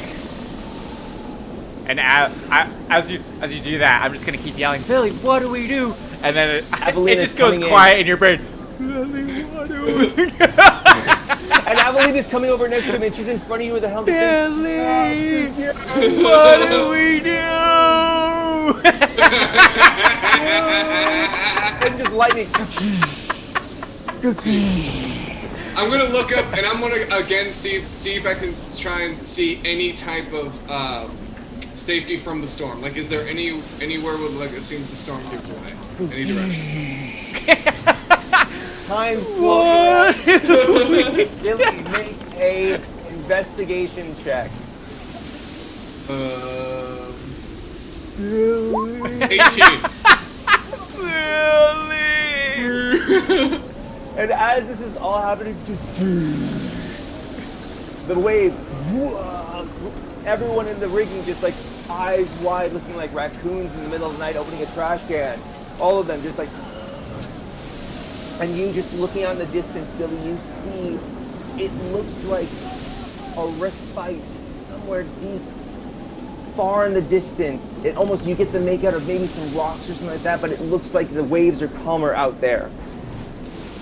I'm going to take the wheel and just pull it in that direction, and I'm just gonna shout for the twins to. I shout to the twins, "You man the ballista!" And I'm just gonna say, Veritan, you guys like Veritan, go to the bow, tie yourself up, keep a lookout. Avelina, Bowden's gone. Go with Veritan, take a lookout, and I'm just going to keep the boat. And I'm gonna just grab Avelina best I can and take her with me. Okay. And I'm gonna bring her down here to go and tie up. And you're tying up at the bow or in the middle? Actually, you know what? I'm gonna take her below. We're going below deck. Okay. Oh, I'm sorry, I grabbed you, Billy. All right, so you guys are going below deck, and I'm gonna get her out of there. The ballista. I told the twins to man the ballista. Yeah. Okay. And I'm just gonna try. I want to get her to a place where she's like. I just want to get her to kind of calm. She's useless, I would assume, just in the nature of how she's feeling. At this point, she is distraught, incredibly distraught, just like kind of like in a state of almost shock. I'm just going to bring her down there and like, stay down here. We're gonna see if we can find him. Just stay down here, and then I'm gonna run back up and tie myself up, and I'm just gonna see where everybody's at. Okay, so you run back up on top. Yeah. All right, Billy, what are you doing? I'm steering the ship toward the respite of the storm. So you're heading inward now toward that thing that you spotted. Yeah. Okay. Victory! And again, the waves crashing against you guys as once more you are just trying to break through this storm. Are we still full sail? Right now you are, I'd say, half sail. The crew had pulled the rigging a little bit tighter and is not using as much right now just because the wind is pulling you all over. So you kind of have everything tight when you need to just kind of pull you in that direction. So you're moving at kind of like more of a casual speed, but you're also taking the waves easier, kind of going over it. Got it. I'm gonna come back with a firebolt in my hand, and I am going to. I am just gonna go watch over the side just to check if there's anything happening around the edges of the boat. Do a check. Yeah, I'm just gonna do that. Okay. So you're just holding this fireball? I'm having it at the ready, and I'm just kind of watching as my hands kind of ablaze, and you see this like dancing fire around it. And I'm just gonna go look around the edges as I'm like holding my hood over my my face, my jacket closed, and I'm just looking around the rails and kind of just going around the ship. Also, I'm looking at these bodies of these fish guys. Mm-hmm. Are they like human in any way? Is there any form of clothes on him, or is it? So go ahead and make an investigation check. Great. Alenia, Eve, are you two doing anything? Yeah, I want to see if like I can see anything too. I know I'm a little bit glowing, so maybe that'll. I don't know. You actually are illuminating right now, and spreading light about 20 feet out. Wow. Your eyes are glowing a little bit. Like, I mean, you are illuminating the situation around you. Theriton, looking out again at the water, you can see the waves rising up and the lightning kind of crashing behind it. You don't really see anything though in the water, like Eve had described before. Nothing that's kind of striking out at you. Okay. Then I want to go look at the body. I'm gonna extinguish. And I want to go look at the bodies as well. Okay. And Eve, what are you doing? I want to see if I can see him over. I know everyone's trying to look for him, but maybe me being illuminated will help him through the waters, or he'll see me through the water, or something like that. So are you looking for him? Or are you trying to, like, what are you trying to do? I want to look for him, and I want to go towards the back of the boat where Okay. or where he was taken. Okay. Go ahead and make an investigation check.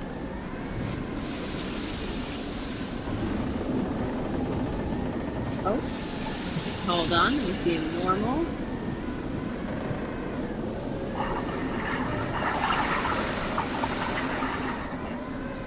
While you're glowing in the water on the back of the ship, almost like a little lighthouse coming from this ship, you don't see anything in the water behind you. It's just dark, lightning flashing and such. None of the shadows that you saw before. There's nothing really out there that you can see, aside from the waves and the mist coming off the ship as the waves crash against it, just trying to get this boat to shore. Okay. Can I climb the mast again and just look from like the high point if I see anything? Sure. I'm assuming I don't. But... So go ahead and make an investigation check with... Go ahead and make it normal.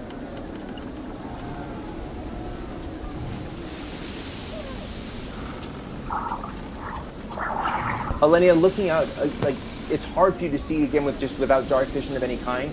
But at the same time, though, you're timing the lightning, just looking out, kind of seeing in the water like how you used to do in the past. And even still, you see the waves, you see the crest, and you kind of have a sense of like how far you've come from where he might have gone over. But at the same time, with everything kind of moving around, you just get the sense that it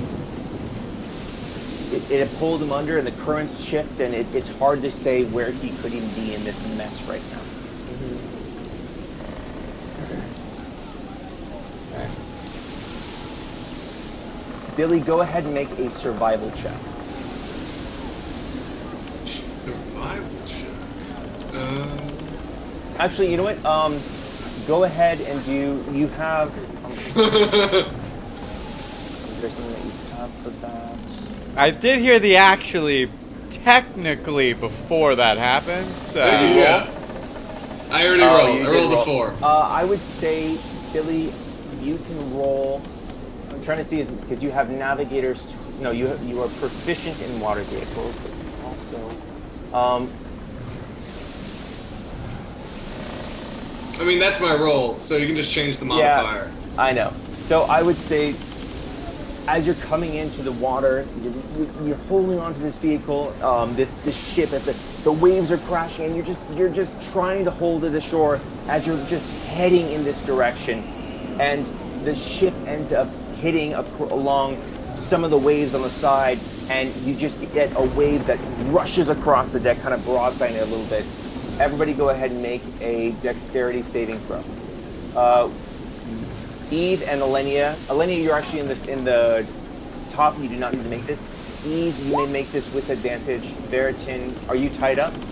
I am not. Go ahead and make it normal. I just did 8.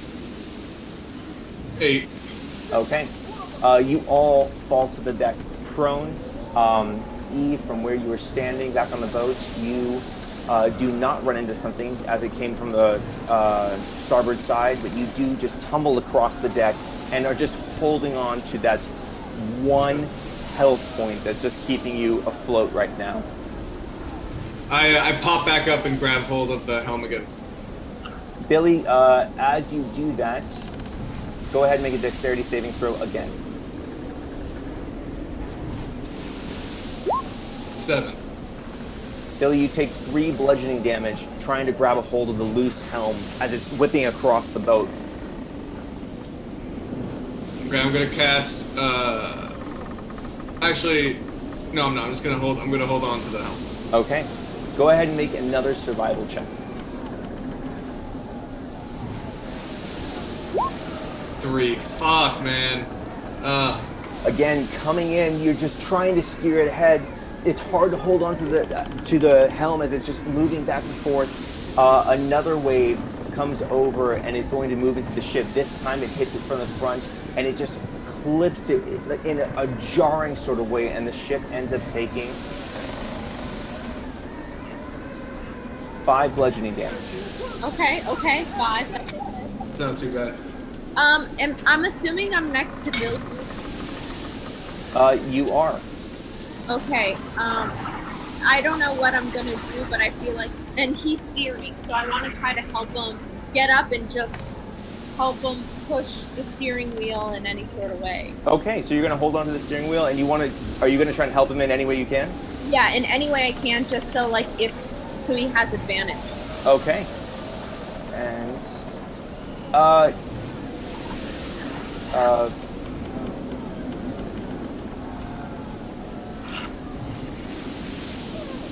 I just kind of give Eve a nod as I see her come on up and like take hold of the helm with me. all right, so this time, as Eve comes up, having just more of an innate knowledge of survival, Eve, go ahead and make the survival check with advantage.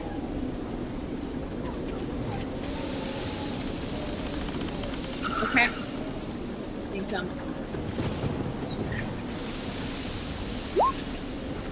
Okay. yeah. So, Oh shit! as Eve comes up, again, illuminating the deck, kind of a light in front of you, she grabs a hold of the helm. How can I help? And just is holding on to this and looking out, and you're just motioning to like kind of like the distance of the light and stuff. And Eve kind of scans the waves and almost plans out a route in her head of how she can get there. There's almost the light kind of coming from her, helping her see just a little bit better. And she helps you navigate an easier path through the storm as you're getting over to this area. As she approaches, all illuminated, I am for a moment distracted as the sound of angels coming to my ear as this ethereal, gorgeous blonde woman just comes to my side, and I forget where I am, and then I have to shake it off, and I pump up my chest and grab What are you doing? And then lightning comes. Now it's her hair flowing. illuminates her. Yeah. That's great. You're welcome. Look at me. Billy, roll for smitten with disadvantage. Yeah. Oh. Billy, pay attention! Oh, again, the waves coming in, lightning striking around, and you guys are just moving the ship, just barely getting by around it. The twins behind you just calling out, "We got nothing back here!"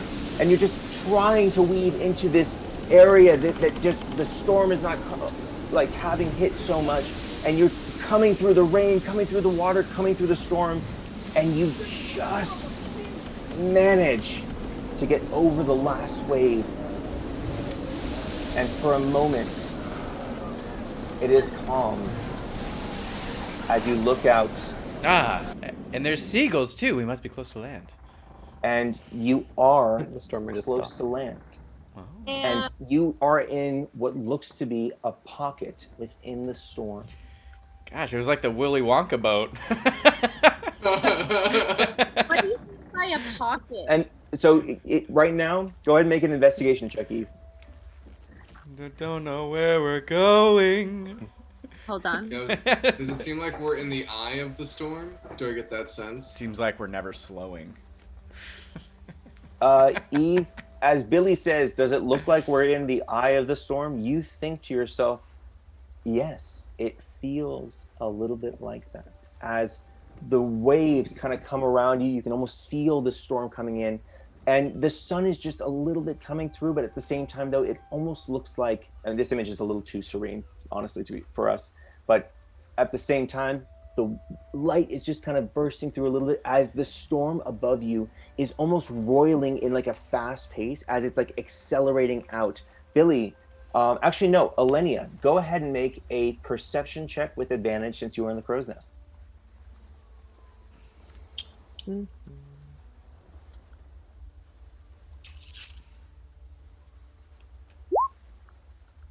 Nice. Meh. And 15, that's good. again, looking out, you see that you are just kind of right along the edge of the cliff sides. The waves seem to be pushing out directly around you. You've almost just come into this small lagoon-like area. Oh, and sorry. As you look out, oh god, Yeah, don't read that. nobody read that. What did he do? Can you delete that actually? Oh. I can't. But I guess. Can I delete that? No, you can't. It's fine. I Well, guess we that all know sucks. now. I won't read it. Yeah. Whatever. Yeah, I won't read it. Everybody roll something now. First thing that comes to mind, roll something. I rolled 2 things. Excellent. Oh my wow. god, too many things. So you all perceive right now that deception. First thing that comes to mind, deception. My god. 3 times until I get 19. Alenia manages to clear the chat screen incredibly well. Yeah. And looking out, Alenia, you see that you are in this calm, but the storm still kind of rages outside you as the wind is kind of pushing a little bit more. The weather just, it feels like there's like a center as everything is there. And as you look deeper into this lagoon, you see a ship crashed against the dock. I mean, against the rocks. And you see what looks to be almost like a whirlwind coming up from within it, up into the sky, and clouds forming and spreading out, cackling as they crack across the sky, pushing out beyond this area and going out and gathering inside the storm. I will say that might be a good place to stop, as it is approaching Yeah. 10:30. Oh no, I think this is kind of where we were going. So That's an epic place. That's an epic place to stop. So you guys are just looking out at this ship now, buried into these rocks. The weather swirling around you in this almost eye of the storm, shooting up from the center of this thing. Clouds kind of parting for moments just to get little glimpses of daylight coming in and out. But it is a strange and frightening sight. This ship is shipwrecked. It looks like it's wrecked on the rocks. Yeah. Is there a flag staff on it of any kind? Like a pennant? Any sort of Yeah. Yeah. It is very far and it is blowing. Go ahead and make an investigation check with disadvantage, but since you have your thing with normal. How far is it? You guys are right on the edge. I'd say it's about from where you are. It's like kind of like a little bit of a lagoon that comes out. You're on the edge of like the rocks on this end, and then it kind of breaks in a little bit more along some ice and other rocks, maybe about 150 feet out. So just normal investigation.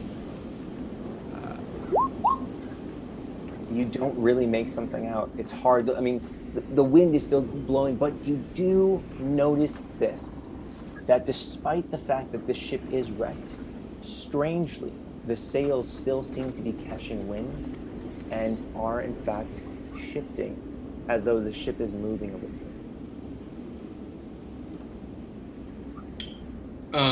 Before we break, can we say do we say we take a short rest here also? You'd have to anchor. Heal ourselves a The little shape- bit. Oh, you're asking the group. I'm sorry. I'm asking the group. Yeah. Well, we could take You think- turns on a short rest. It's only 10. It's only like what, an hour. So. Well, we might as well all, because I'm thinking we'd all like lick our wounds a bit here before we even go do anything. So should we? Well, we know Bowden got attacked not properly over against that ship. So I think being inside of this area, we do need somebody to stand watch, and we'll take turns. I feel like. Well, we're not sleeping. We're just taking a short rest. We're just doing light activity. Okay. We're not going to bed. I will. Yeah, that's fine then. I think that'd be a good idea. Again, the I have boat is no still kind of help, moving so- a little bit inward at this point. Okay. You're kind of- I'm gonna command whoever to lower the anchor and let's all do a short rest. And you hear Billy just shout out, "Whoever, lower the anchor!" For real. Perfect. And a bunch of just guys crawling down the ship and just throwing the anchor over, and all of them are just looking kind of terrified as the twins are just coming in from behind. Billy, we're at the helm, and the twins come behind you and say, "That was good. You did good. Yeah, I could have done Odin would be better. proud." Thank you, but anyway, let's lick our wounds a bit. Let's rest. Let's assess the damage, and do what we can to fix it before we do anything else. We have this moment here. Let's heal a bit. "Aye, Captain." And you just hear the rest of the crew all echo back, "Aye, Captain." And then I'm gonna Where's go my captain's to hat? Billy and just be like, this may be a good time to also ask the crew that was last on this ship if this is the same thing that they saw prior, and what we may expect from being inside of this eye of the storm. I'll ask, and I'll do that first thing next session. Go. Yeah. We can roll 2 hit die, yeah, for our rest. If you'd I like will- to do that now, you can. But Yeah, and I think will. first- Well, wait. No, go ahead, Billy. I know what you're doing. Oh yeah, I'm gonna do while we do this for everybody. I'm gonna do a song of rest, so everyone gets an additional 1d6 hit point Ooh. as to help you heal. I'll just do that right now. Right, Should, so should we just do it roll a now or D6? should we do it later? Now, do it I now. say we do it now. Let's get it out of the way. Yeah. Okay. Okay, One, so 6, 5, 2. D6. blah blah. D6. D6. Should we also roll for our short or hit die then, right? Normal. Yeah, I'm gonna do. You have to roll at least one hit die in order to use the Yeah. song of rest. Okay. Cool. Oh, okay. So that would be 8. 8. God. Cool. So all of you rolled your hit die plus a d6? Yeah. Okay. Did you all add that to your characters? Hell yeah. Yeah. Yeah. I'm gonna. Yeah. All right. Good job, guys. Well, we are man down. So was it really? Was it really? But Was I it mean, really a good it's intense, job? definitely, but you managed to survive that storm. Good work, Billy. I think the coming best through and part, doing it. Billy's amazing spiritual weapon of his breath. Oh, was- my breath weapon? yes. By far the strongest ability. I like mean- to brag about such things, but you know. I mean, look out Yeah. for this guy. Yeah, It's He he did sneezed great. lightning. He did I great. did. You Honestly, did. it is 8 damage. You know. So No, that's like pretty- it can genuinely be very good. No, I know. It I'm can. just kidding. If- Yeah, if it was I- good. if I roll I high rolled like enough. shit too. So it's. I mean, definitely what, not though? the 70 or 80 damage in 2 turns that I did. Yeah, I know. But here's the thing. I will say that they all rolled really well, 1. But 2, you guys actually rolled great in terms of just being able to hit.